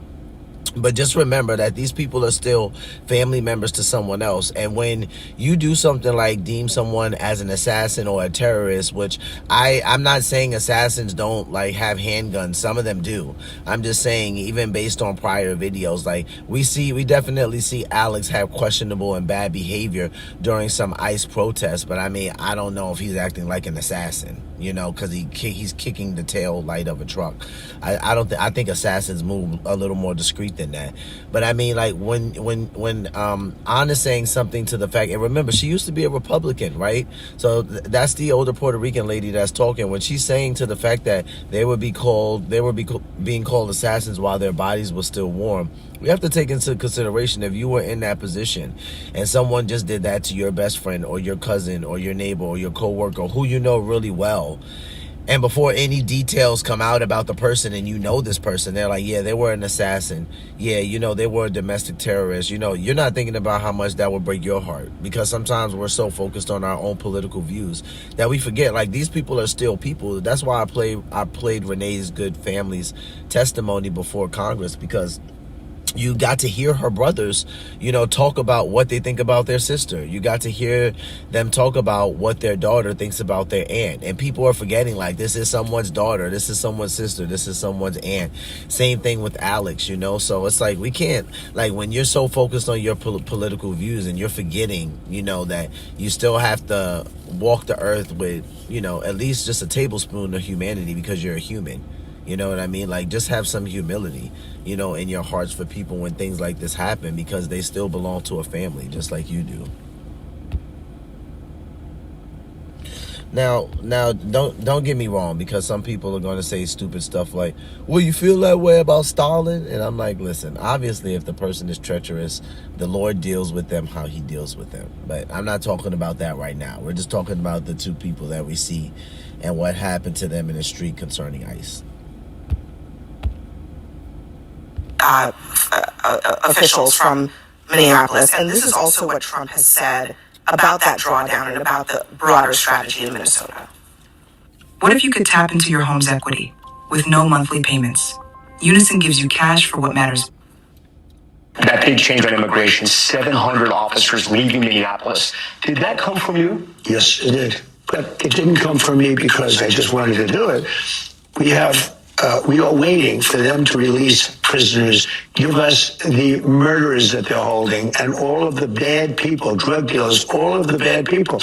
I learned that maybe we could use a little bit of a softer touch, but you still have to be tough. These are criminals. We're dealing with really hard criminals. So, I mean, look, in a way, Trump is backing down there. And I know that a lot of liberals may not want to give him a way out, but they sought a way out of this, and they took it, and that's, I think, what we're seeing. You don't get a way out after two people are murdered in the street, and let's actually go through the natural progression. On December 31st, nobody's mentioned the name Keith Porter, who was murdered by an off-duty ICE agent on December 31st after firing shots into the air in Los Angeles, California. And then you get to Renee Good, and then you get to Alex Prey, and you have a straight white male who's a gun owner, who's gunned down in the street, shot 10 times for our eyes to see, and then the tides change. What you saw from J.D. Vance was being an a-hole. And that's emblematic of the White House. But even more importantly, it's something that shows a bit of naivete from the vice president, in that he's not reading the same tea leaves that even Donald Trump is reading. The majority of white male evangelicals are fleeing away from this, ICE in the middle of the streets, taking women and children out, shooting white people in the middle of the streets. It is really causing a distress amongst just common sense Republicans. That is what we are seeing. And Donald Trump in this particular moment is not on the same page as J.D. Vance. The last thing is, and this is what frustrates me about people saying that all of a sudden Donald Trump's taking a softer tone or whatever it may be. The facts are this. Only 5% of the people that they have deported thus far are violent criminal offenders. 73% of the individuals have no criminal record. You can shake your head. It's from the Cato Institute. It's false. It's false. The Cato Institute is false? The federal government, the Department of Homeland Security, has repeatedly published data showing that 70% of the people that have been deported had other criminal records. They have said this on the record time and again. I don't know about the Cato Institute, but the government has repeatedly said this. Hold on a minute. Here's the the thing, though. The thing is that you take whatever the DHS says as truth, as the Bible. They published the list. Okay, yes, but that doesn't mean anything, Scott. These are the same people who told us that the people they had sent to that hellhole in El Salvador were the worst of the worst, that were gang members. And when independent journalists found out their names, which they did not release, and went through the records and the names, most of the people that were sent to El Salvador were not Tren de Agua, were not gang members, and did not have violent records. These are the same people who lie constantly. These are the same people who said that a Cuban man who just died in ICE detention committed suicide when the medical examiner in Texas ruled it a homicide. They lie time and time again. And then you come here and just today, 4,000 people, they put out the list in Minnesota have been taken off the streets. Criminals, violent, rapists, murderers, pedophiles, people who've done very, very bad things. They're not backing down here. 5-year-old, 7-year-old U.S. citizens. There's 3,800 children under detention. I'm going to let Brianna have a word, but I just wanted to make a note about the list that they've been releasing out of Minneapolis and Minnesota. Some of those are people that were detained long ago. Some of them are people who were transferred directly into ICE custody, which is something that the administration claims doesn't happen, but it actually does. So it's a mixed list of people who are being detained, yes, but not all of them have been detained in this extraordinary surge that has caused all of this upheaval in Minnesota. I want to go back to something you said, Bakari. It seems that the topic of this conversation right now is whether J.D. Vance should have apologized or taken back labeling Freddie as an assassin. There's a requirement. Murder actually requires the malice of forethought. And so yes, I'm not going to back. I'm not going to back. You asked me a question. You asked me a question. I'm going to answer. And so no, I'm not going to back away from the fact that what I saw with my own eyes were two people who were murdered in the street. The reason I say that is based upon my lived experience. The reason I say that is because I'm in courtrooms around the country, and I actually deal with people like the families of Renee Good, like the families of Alex Pretty, like the families of Keith Porter. And one of the things that I can tell you is when an officer comes up, and even if you are a lawful gun owner, and an officer, if you get into a scrummage with an officer, many times if they shoot you, that is a murder. You know why? Because in this country, in the United States of America, resisting arrest, you know what? That's not a death penalty crime. No, trying to run someone over with your car is a crime. But that's not even... That's what Renee Good did. No, it isn't. All right. Renee Good did one of the other... She accelerated. I mean, Ali Monik has been on this show and also said that it's very clear that it looked like she was doing that. So there are people on both sides of the aisle who have objectively said, look, it's not a both sides issue. It's not a both sides issue. You're calling it a murder, so it is actually a both sides issue when you're preemptively jumping to conclusions that these agents murdered someone when, for example, in the Renee Good case, there's a lot of dispute. Can I just ask you a basic humanity question? Sure. I mean, just we can get to the... We don't have to talk legalese in front of all the people watching the show tonight.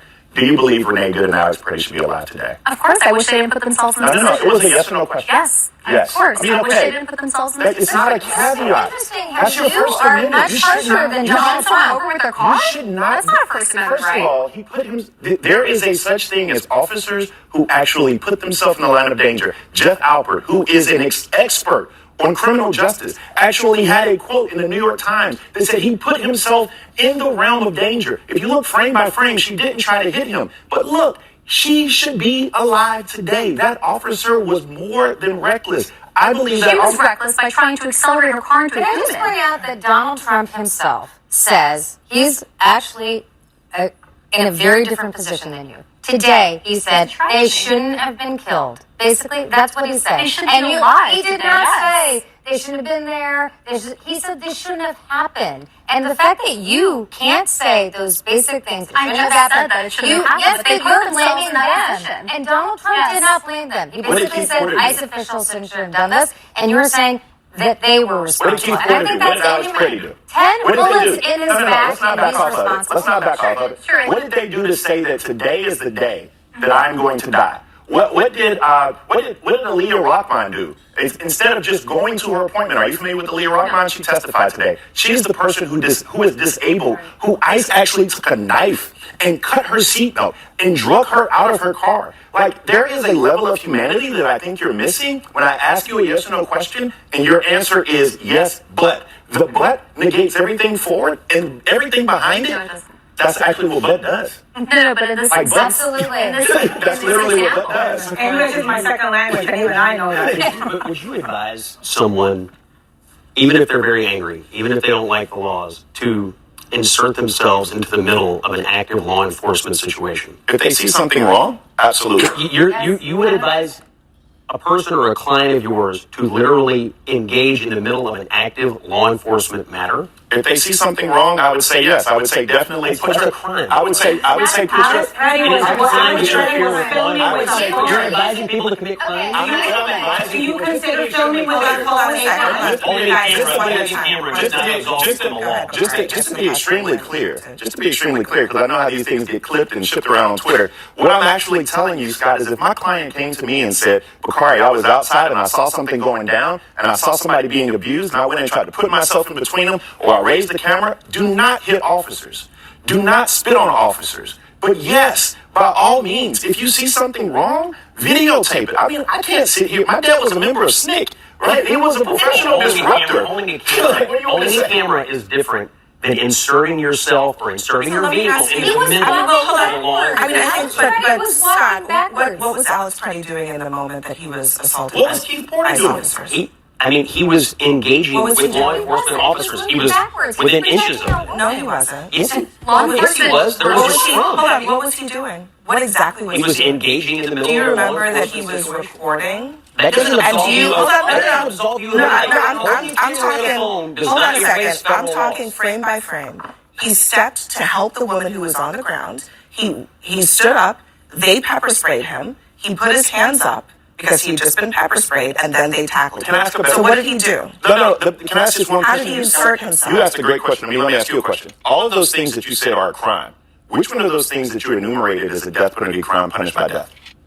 Well, they can require you to be gunned down in the street. Which one of those things? Nothing requires you to be gunned down in the street, Bakari. My only point is that you have ordinary people who are being trained or instructed to go into the middle of active law enforcement zones. You keep saying that with zero evidence. You keep wanting to paint them as trained agitators. They really are. People have to get involved. When we have people in this country who are willing to be outraged and protest against Donald Trump, if you insert your body and yourself into the middle of a law enforcement situation, filming an abuse is not inserting yourself. We really have to go, guys. We're way past our time here. We do have to move on. Left of both of these guys today. That's what's interesting. All right, we'll leave it there. Next for us, as Donald Trump threatens to nationalize elections. Yeah, so you see everybody gets worked up about all of the decisions Trump is making, the ICE decisions, some of the way they see that his cabinet's reacting. So we'll continue to follow that. Let's go over to Keith Edwards. He covered something with Gavin Newsom. He called it ending Trump's career, which I thought was hilarious. So let's take a watch.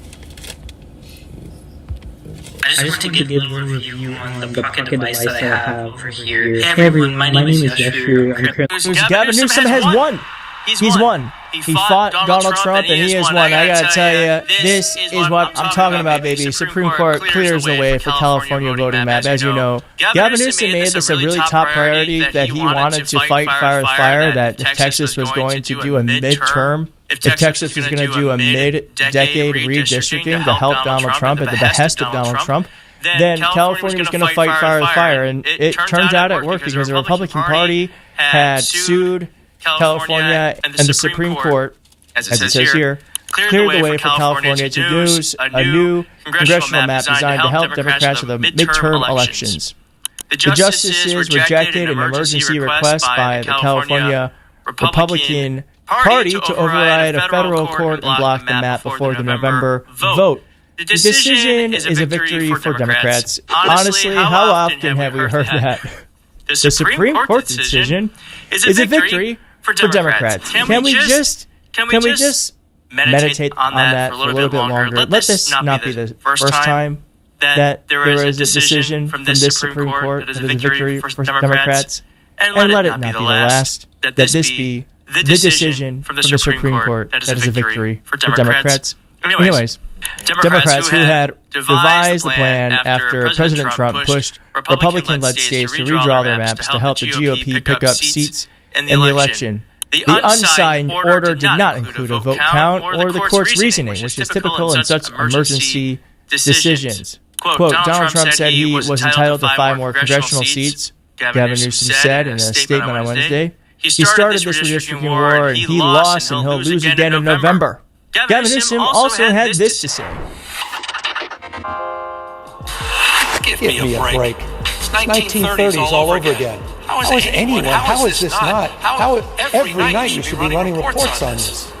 The music, in the recruitment ads, HH, in their ads, all the propaganda coming from Christine Gnomes, DHS, how they're recruiting folks. The way this is serious. That's Greg Bovino leading the charge. Even Donald Trump said, maybe this is too much. But he didn't fire him.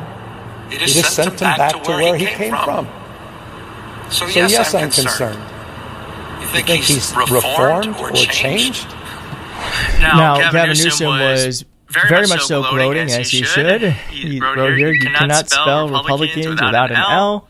He also said here, massive win for California. And he said one more, fuck around and find out. That's a big deal, as Harry Enton on CNN said. Yeah, Donald Trump made huge gains in 2024 versus 2020 in New York, but now we're looking at a huge Democratic rebound. What are we talking about here?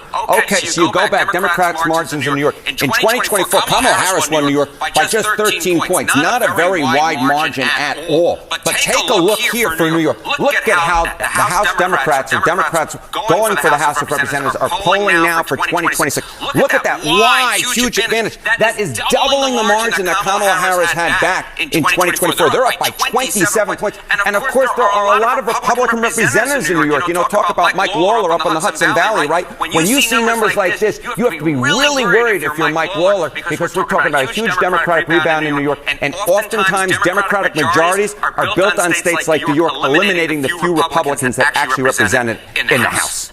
I mean, I am all about that. Wouldn't it be nice? Wouldn't it be nice if there were no Republicans in the state of New York? Michael Lawler out. Now, these are not actually the worst ones, but Nicole Meliatakis, I think is her last name. 2018, we actually had a Democrat in the House who represented Staten Island. Staten Island is represented by a Democrat. So crazy things can happen when there's a big blue wave. And as I said at the top, like the fact that this happened, that the Supreme Court sided with Gavin Newsom, means that we are much more likely to see Democratic control of the House in November. Let's keep going. Many Republicans as possible from the House of Representatives. Take a look here. Kamala Harris, again, she won, but this is actually a relatively small margin for Democrats. She won by 20 points out on the West Coast in the big state of California. But take a look at the 2026 House polling. Again, Democrats, a big rebound. This looks a whole heck of a lot more like 2020 than it does like 2024, with Democrats up by 28 points on the House ballot. Again, this is the type of thing that can help aid a Democratic majority. As I said, you go back to the big Democratic ways, 2006, 2018, those House majorities were oftentimes built on getting rid of those few Republicans that exist in those big blue states. And this is the type of number, if you're Democrats, you're giving 2 thumbs up for, because this looks like the type of number you want if you want a Democratic majority in the House. So, and that is, again, this is before redistricting takes place. So they're going to redistrict, and they're going to make it so that it's going to be even harder for Republicans to win. Now, one thing I like about the redistricting thing that Newsom enacted is that it's temporary. So voters voted on it to make it law, and 2, it expires. Because my one thing is when you give a party more power, it's actually quite hard to take it back. And I think we actually would all benefit from congressional maps that are done independently, where they actually have to, imagine this, Republicans and Democrats have to actually fight for representation in the general election. Right now, most congressional seats are not swing districts. Most of them are either heavily blue or heavily red, and that actually leads to extremes. You get the most extreme type person to win the primary, and then they don't have to worry about a challenge in the general election. ideally we get to a place where this sort of stuff isn't necessary anymore. I don't know how we get there, but that would be my ideal. Now I want to just change gears because we also heard today that this is a very strange story to talk about, but I feel like some people have found their mojo because Bill Clinton and Hillary Clinton are in the Epstein files. They have there's photos of them, and Republicans have been trying to get them in congressional, trying to get like a congressional testimony from them with penalty of perjury. And what they were going to do, they wanted to just like have like a camera, get a deposition, and do it behind closed doors. And here's what Hillary Clinton and Bill Clinton did. The Fox News alert! Fox News alert!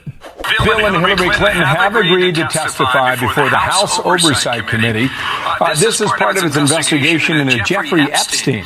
So the former first couple agreeing to appear under threat of contempt. They've been going back and forth for a couple weeks now. Here's the chairman of that committee, James Comer. This will be their third date that we've given the Clintons, and 3 strikes and you're out. The votes are there for contempt. I think there are Democrats that will vote to hold him in contempt if the Clintons miss this next date. So we're hopeful that they'll come in. So now Hillary Clinton will testify on Wednesday, February 26th. The former president appears the next day on the 27th. As of now, we don't think it'll be public, but stay tuned. It could always change, I guess, right? It's the first time lawmakers have compelled a former president to testify. Well, they sent out a statement saying, like, if you're going to make us do this, then we're going to do it not in front of one camera, but in front of thousands. So they're actually pushing for the fact that they would prefer to do this publicly. And I think, please, God, let it be public. It'll be such good entertainment. And good on them for calling their bluff. I mean, they're calling it, yeah, for sure. Like Keith said, they're definitely calling a bluff for sure, trying to do it in public. What do you guys think about that? I mean, some people think it's risky. Some people are like, yeah, you know, they're just trying to seem like they're bold and courageous and this is going to blow up in their face. Other people are like, yeah, man, no, this is them calling their bluff. And like, some people are like believing in the Clintons. So I think this is an interesting thing that's BC playing out. Because if you got nothing to hide, then you hide nothing. And I'm glad that they are doing the hearing. And hopefully it shows what they're going to talk about is the stuff that Donald Trump doesn't want to hear. And I look forward to it. But it's a good day for the good guys. Talk to you soon.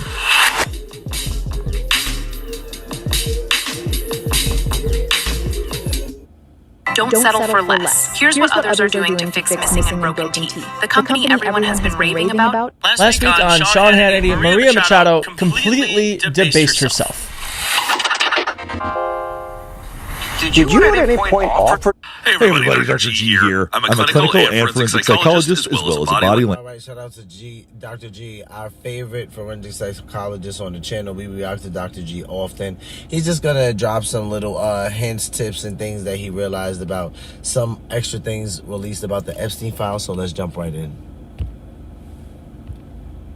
Language expert, and today we're going to be doing more forensic analysis of the Epstein files. Before we get started with this, a couple of quick things. One, I wanted to make sure you know this is not a psychological evaluation of any kind. These are just my opinions. In addition to that, I do want to remind you to like and subscribe if you want to see more content. Just like this. All right, let's go. What we're going to be analyzing today is some new footage of Jeffrey Epstein, some new pictures, as well as some very interesting documents. What we're going to be starting with is Jeffrey Epstein chasing either a girl or a young woman around his kitchen on Epstein Island. We're going to get to the specifics of it as we go, but we're going to watch that. We've got a lot of other video clips to get through. All right, let's just jump right in.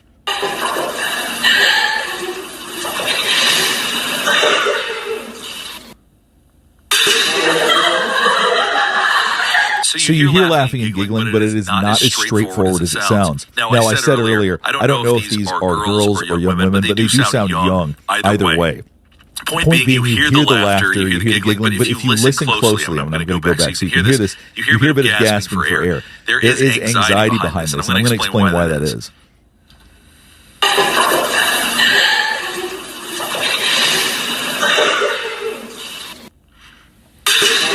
You hear that nervous coughing, you hear the gasping. So to understand situations like this, you have to understand Ghislaine Maxwell. She was somebody that saw herself as in control of the island, of the experience of the island. Her goal was to curate an experience for Jeffrey Epstein. I've talked about this in other videos. She wanted to make sure that he got the experience he was looking for. So she would have them write letters, talk about how great he was. She would have as much control as she could over how they behaved toward Jeffrey Epstein. So experiences like this, where he is chasing them around, I suspect these are the kinds of things that Ghislaine Maxwell likely encouraged them to do. She would have wanted them to do these for him so that he could have fun.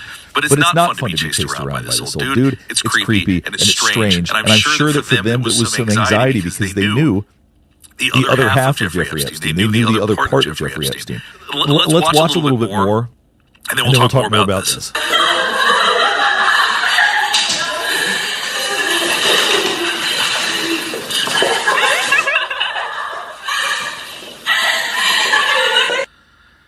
See, now if you watch his body language, I think he was actually getting frustrated at this point. So it started out with him trying to be playful, but I think very quickly, as soon as he even considered the possibility he might look foolish, or he might not be able to do what he wanted to do, then I think he started to get frustrated. Just watch the change in his body and his demeanor right here. See, so he starts chasing her. I think that he's expecting her to allow herself to get caught. He's doing a slow jog, and now he goes into a walk. And so if you look at the change in his own body language, I think at this point, right here's where we've crossed into going from him thinking it's going to be playful and thinking he's going to have fun, to now he's starting to get frustrated.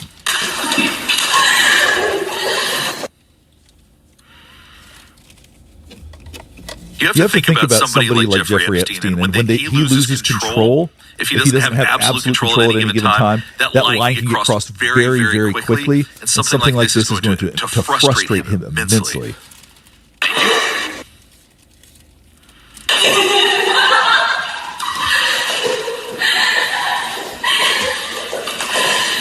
But you hear that gasping. That comes with when people are feeling anxious, trying to catch their breath. Because I suspect that whoever was doing this probably had the cardio to be able to run around a little bit without being out of breath. So to me, that sounds anxious.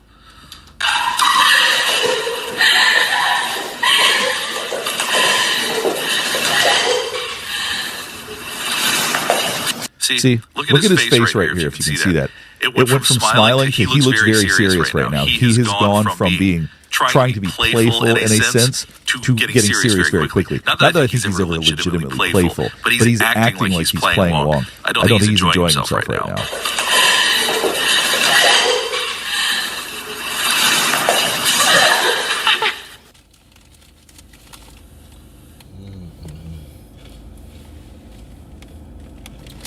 He's smiling, and this is something that he's done previously. You see him smiling, but that's not a real smile. You can't see the wrinkling next to the eyes, and the quality's not great. But a real smile looks a little bit different. He's trying to show that he's smiling and going along with this. This is not somebody who's happy at the moment. And if we're to go back to the beginning of this video, you hear the person holding the camera laughing.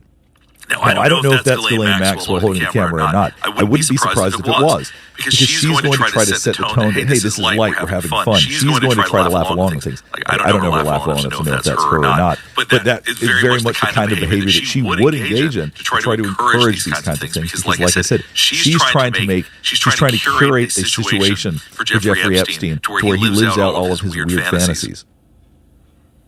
Also look at the position of his hands. He looks a little bit uncomfortable. You see, he's playing with his fingers right here. This is a situation where he's not entirely sure what to do because he doesn't want to look foolish, but he also wants to win.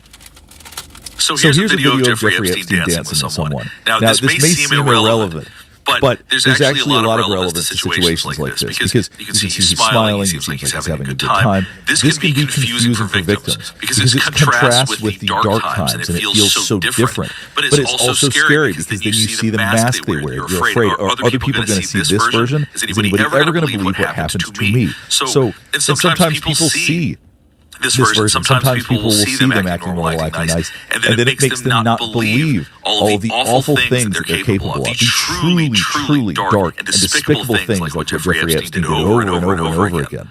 For people that have been around psychopaths and narcissists, they can see this behavior, and it's going to bother them, it's going to agitate them. But it can also be very, very confusing. So seeing Jeffrey Epstein do something like this and engage in this kind of behavior, to me, speaks to the kind of nervousness that all of the victims would have felt being around him when he was trying to act normal, when it wasn't those situations where he was being overtly awful to them. Now we're going to watch a video of Jeffrey Epstein making some very peculiar faces. This is interesting because we saw some screenshots of these that he included to his position. I'll explain the context in a second, but first we're just going to watch this.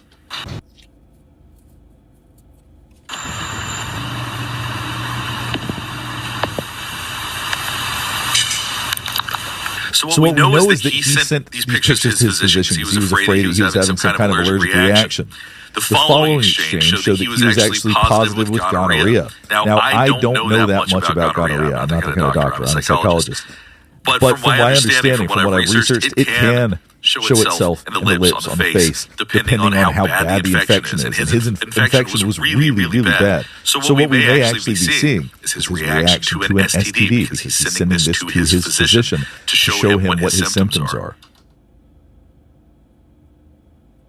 And it seemed from what the interactions were with his doctor is he was basically saying that it seems to be a resistant strain of gonorrhea because he was having a really, really hard time getting it to go away.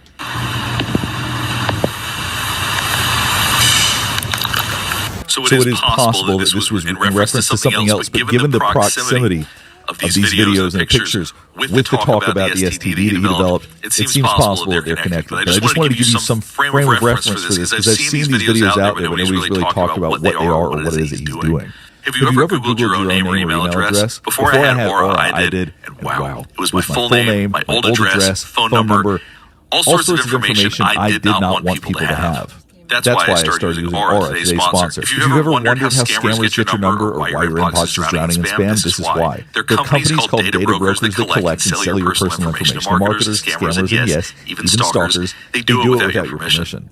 The good news is they're legally required to remove it if you ask. The only issue is that it's time-consuming and they make it as confusing as humanly possible. This is where Aura comes in. They take seven identity to the clock. I'm not leaving myself talking about that interaction he had with another inmate. Okay, so Darren is here. You can hear Darren. I'm talking to Darren. So I said, hi Darren. Now you see the smile right here. This is going to be a way for him to feel like he's even capable of doing this because of all the humiliation and embarrassment of being in prison, particularly with what he's about to say. So this smile very much is not somebody that's feeling happy. This is him with an awkward look because once again, this is someone who needs control. As I talk about the forensic analysis of this, the one thing you need to understand about Jeffrey Epstein is that he is someone that is absolutely obsessed with control and he needs it and he wants it. So I said, hi Darren. So I said, you guys have no time. You can see how it was on my face. I got some black eye trying to get smooth. It's just really disgusting. So that sentence didn't really make a lot of sense. He said that he got the sore on his face from a black guy trying to kiss him. Now, if somebody tried to kiss you, then it wouldn't leave a sore because that would mean that they actually didn't succeed with it. Let's watch a little bit more. Let's look at what the body language says. I got some black guy trying to get smooth. It's just really disgusting. So I'm closing his eyes. It's really disgusting. This is something that really is upsetting to him. It's just sore on my face. I got some black guy trying to get smooth. It's just really disgusting. See, even thinking about it, even trying to process this idea is so upsetting to him. So this is one of the situations where you really get to see him once again entirely out of control. He has no control in the situation other than what he says, and he's going to try to control how he looks. But this is extremely upsetting to him.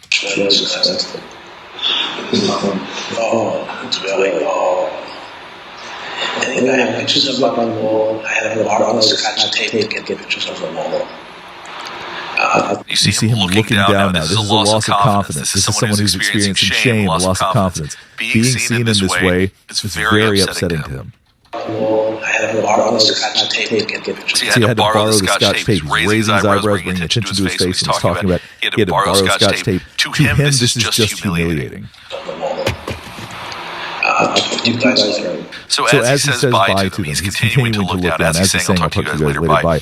He's continuing to look down. So there is an intense feeling of shame right here. Now, many of you may have actually seen these pictures of Prince Andrew, but there's like a 1 second long video as well. Somebody probably was trying to take a picture and hit video or something like that. But as you can see, there's actually him in motion right here. As you can see, the facial expression, he doesn't look particularly upset about whatever's going on. He seems to be having a good time. We're going to be doing an entire video just on Prince Andrew. There is so much about him in here. But I just wanted to go ahead and show you this video because I thought it was interesting. What we're watching right now is footage from inside the prison where Jeffrey Epstein was housed. I'm going to show you where Jeffrey Epstein stayed. I'm going to walk you through a bit of what we saw the night that he died. Because I've analyzed those videos a lot. So I'm very familiar with the layout. Now that right there is where the correctional officers sit. So this is the station for the officers on duty. And that right there is L here. It's only feet away. It is right next to L here. Now, if you saw the previous footage, if you've ever watched the videos that I've done covering the night of Jeffrey Epstein's death, it makes this area look way larger than it is. It's actually all fairly small. Everything's very close to each other. So when you read reports about inmates hearing what the guards were saying, you can see why, because none of it was very far apart.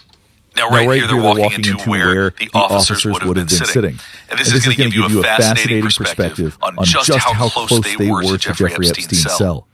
So when you see videos, when you see somebody walking up, when you see somebody walking up the stairs at one point, somebody would have had to have seen that. It is so close. Like I said, it's literally feet away. When you see it from a far distance, it looks like it's all pretty spread apart, but it isn't at all.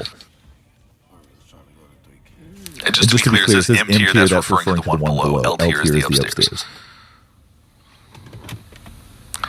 Now, as you can see, they're zooming in on a door right there. The one with the window that you can see directly in front of you, that is where Jeffrey Epstein was housed. They were a stone's throw away from Jeffrey Epstein. So I really want you to think about this. The night he died, there were shredded up linens. It would have been loud. You would have heard tear. There's so many noises that you would have heard if you were sitting just feet away from where he was. And they claimed you for none of this. So, as I've talked about before, I think there's way more to this story than you've ever heard. But now we're actually going to get a view of inside of Jeffrey Epstein's cell.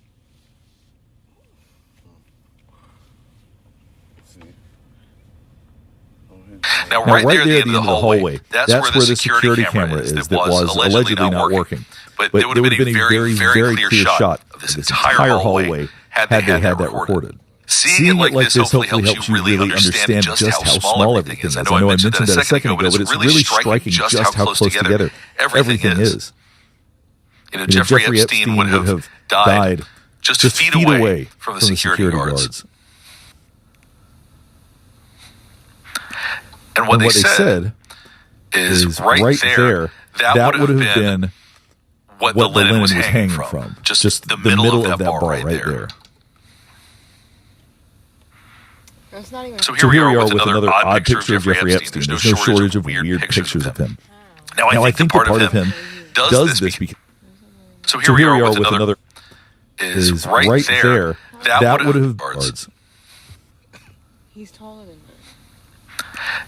And what they said is right there, that would have been what the linen was hanging from. Just the middle of that bar right there. For his height, no. So here we are with another odd picture of Jeffrey Epstein. There's no shortage of weird pictures of him. Now I think that part of him does this because he's trying to maybe awkwardly connect with younger people. Maybe he's doing something that he thinks is funny. Now what's also possible is that somebody took a picture and compared it to him, and for whatever reason that's in the files. The files don't necessarily have a lot of context. But to me this looks like something where he was actually trying to take on this face. Now here's another one that I thought was interesting is that there is a screenshot that he made a phone call at least to a name that he identified as Rihanna. Whether that was actually her, that's anybody's guess. But this is exactly what it looked like. This is from the Epstein files. You can see down here. This is actually from the website. By the way, all of these pictures I downloaded off the DOJ's website. What I would highly recommend for anybody that is looking for things like this is do not download them from Facebook or from somebody who just posts something randomly. I've seen a lot of AI already. I've seen a lot of people that have edited these things to make them say something different than they actually do. So if you are trying to look at things yourself, I highly recommend getting it directly off the DOJ's website whenever possible. although they haven't made it easy. It's really, really hard to look through them unless you have the number of the file itself. Now, this picture to me is very interesting, actually more because of the pictures that were around this than this picture itself. So obviously here we have Bill Gates again, because Bill Gates has been in a number of pictures. However, what was very interesting is that I deleted all the pictures above and below this because I wasn't going to show them on here. These were all redacted pictures of people in various forms of undress. All of them above, all of them below, and then Bill Gates at some sort of dinner is the only thing in between. Now, does this mean that Bill Gates was involved in those? Of course it doesn't. But I do think it's very interesting that you have all of these pictures and then you have him sandwiched there in the middle. You know, take that for what you will. Now, here's another picture of President Trump that came up in the files. The reason this is interesting, similar to Bill Gates, is not so much the picture itself as what's next to it. So the next two pictures in sequence are just bags of money. Now, whether or not they have any relation whatsoever to the fact that President Trump is in this picture, we can't say definitively, but that is a lot of money, and it looks like there are also some non-U.S. bills in there. I don't really know what type of money that is on the right there. But then we go down again, another massive bag of money. Here we have another picture of Jeffrey Epstein posing for the camera. Think about the fact that this man wears a mask. He only lets you see what he wants you to see, or at least that's what he tries to do. I also think he doesn't understand people very well. He wants to have connections and relationships, but his empathy is so bad that he really doesn't understand what other people like, what other people want, or anything like that. Now, the last couple of documents I think are very, very interesting. This is one from the FBI about Ghislaine Maxwell. Somebody had reported that Maxwell Hill was her Reddit username. So in other words, for anybody that's ever been on Reddit, you can go on there, you can have conversations with people, you can ask questions, so on and so forth. But this username, which the FBI investigated, so here's a screenshot that was included after this FBI report. It shows this username asking which American states, and by stating American states should tell you that this is someone who isn't American. It's essentially asking which ones allow for the youngest marriage, which ones have laws that allow for that. So I'm not going to read the specifics of it. I think that's enough of that. But at least it gives you an idea that these were the kinds of questions that Ghislaine Maxwell was seeking information on. She would reach out on Reddit and ask these questions. She was looking very actively for ways and loopholes around trying to do all the things they were doing. Now we're going to talk about a couple of documents. This document is one that was talked about by Asmongold. He's another content creator that talks a lot about Epstein. He was showing on his channel that on May 7th, 2019, which was just right before Jeffrey Epstein died, he was charged $25.95 in V-Bucks on Fortnite, which means that he was buying money for cosmetics on Fortnite, or somebody was. Now, it also looks like they may have found his username, and it's one that people are saying is still active. So Asmongold basically said, is Jeffrey Epstein still alive? Is he still playing Fortnite? Unfortunately, I interpret this a little differently, and the way that I see it is maybe a little more sinister. Because I don't think that this is Jeffrey Epstein making these accounts for himself. Right here in 2010, a World of Warcraft account. He'd also gotten kicked off of Xbox Live. There were a number of video game accounts, and maybe he was a big gamer. I've never had any confirmation of that, but I think it's more likely, because I don't think a lot of the girls that he's having the island are playing video games. It seems far more likely to me that he had done this for boys that he knew. And that's just my guess. Maybe these were for himself, but I'm guessing not. I would think, based on emails I've seen him where he talks about Call of Duty and talks about these other video game franchises, he talks about them as investments. He doesn't seem to have any passionate excitement about it. To me, this speaks to the fact that he's doing this for other people. So when somebody charged on May 7, 2019, I don't think that was by Jeffrey Epstein for Jeffrey Epstein. I think it's someone that's associated with Jeffrey Epstein in some way. And so I think that a lot of these video game accounts are actually for other people, which sadly is probably far more perverse and strange. I'm going to end with one that is incredibly strange. This one's just so peculiar, but I'm going to read through it. We'll talk about it for a second, and then we'll wrap things up. So somebody wrote an email to Jeffrey Epstein that said, just got a note from Bob Pyrie, who asked me if I thought Murray Gell-Mann would make a good candidate for the Zodiac. As you know, it's one of those last secret-type societies. Now, at this point, I thought this was a joke. I thought it was satirical. I thought they were being funny. But as we go on, I actually don't think that's the case. I think they're being quite serious. The Zodiac is one of the really cool ones. There are 12 members at any one time, and it is still very secret. They do really cool stuff, mostly since they were all very old. It's just dinners and exotic locations. I can't tell you all the 12 members because I don't know who they all are. I know Paul Volcker is one. Some guy named Howdy whose family owns the youths in town. I don't know how to pronounce that. Bob Pyrie and I think Tom Brokaw, which I assume that's the Tom Brokaw that everybody knows. Bob represents cancer, the sign, not the month. You are a member until your death, but if you get senile, they put you into eccentric orbit and not invite you to meetings, etc. It seems like everybody that is in this zodiac club, each person represents a different month. So strange.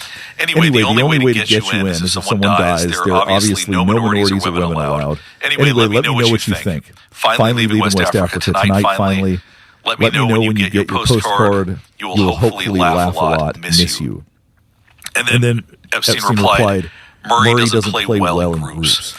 So the reason I thought this was fascinating is it seems like people actually talking about a real secret society, much less one that at least they claim that Tom Brokaw, assuming it's the same one, that Tom Brokaw is part of. So I always find the talk about secret societies and all of this very interesting. I'm going to continue to explore this one. And if there's more about that, we'll talk about it in a separate video. But this is all I found so far. All right, at this point, we'll go ahead and wrap things up. Hopefully, this is helping you better understand some of the behavior, body language that we saw, as well as the forensic psychology of these different videos and documents. Like most psychopaths and narcissists, Jeffrey Epstein wore a mask. He had a very specific idea of how he wanted people to see him. But I also think he was quite awkward. I don't think he understood people very well. So I think in many ways, despite the fact that he tried really hard to be cool and to be liked, I think his desire for control got in the way. My belief is that anytime he wasn't in control, like we say here on the channel all of the time, wickedness is a real thing. Some people struggle with believing that evil and wickedness is so real. They just think like, oh, this bad thing happened. But it's like, no, the devil is he's a real enemy of ours, especially those who don't follow God. He might not attack them as much because they're technically on his side. So, I mean, I think we struggle with realizing that evil and wickedness is a real thing, and we need to be more attentive to that. So shout out to you guys that hung out for the live stream. I will be back in a couple hours for our Saturday daily live stream. So until then, take care of yourselves, take care of one another, love yourselves, love one another. Be peaceful. Tell somebody about Jesus.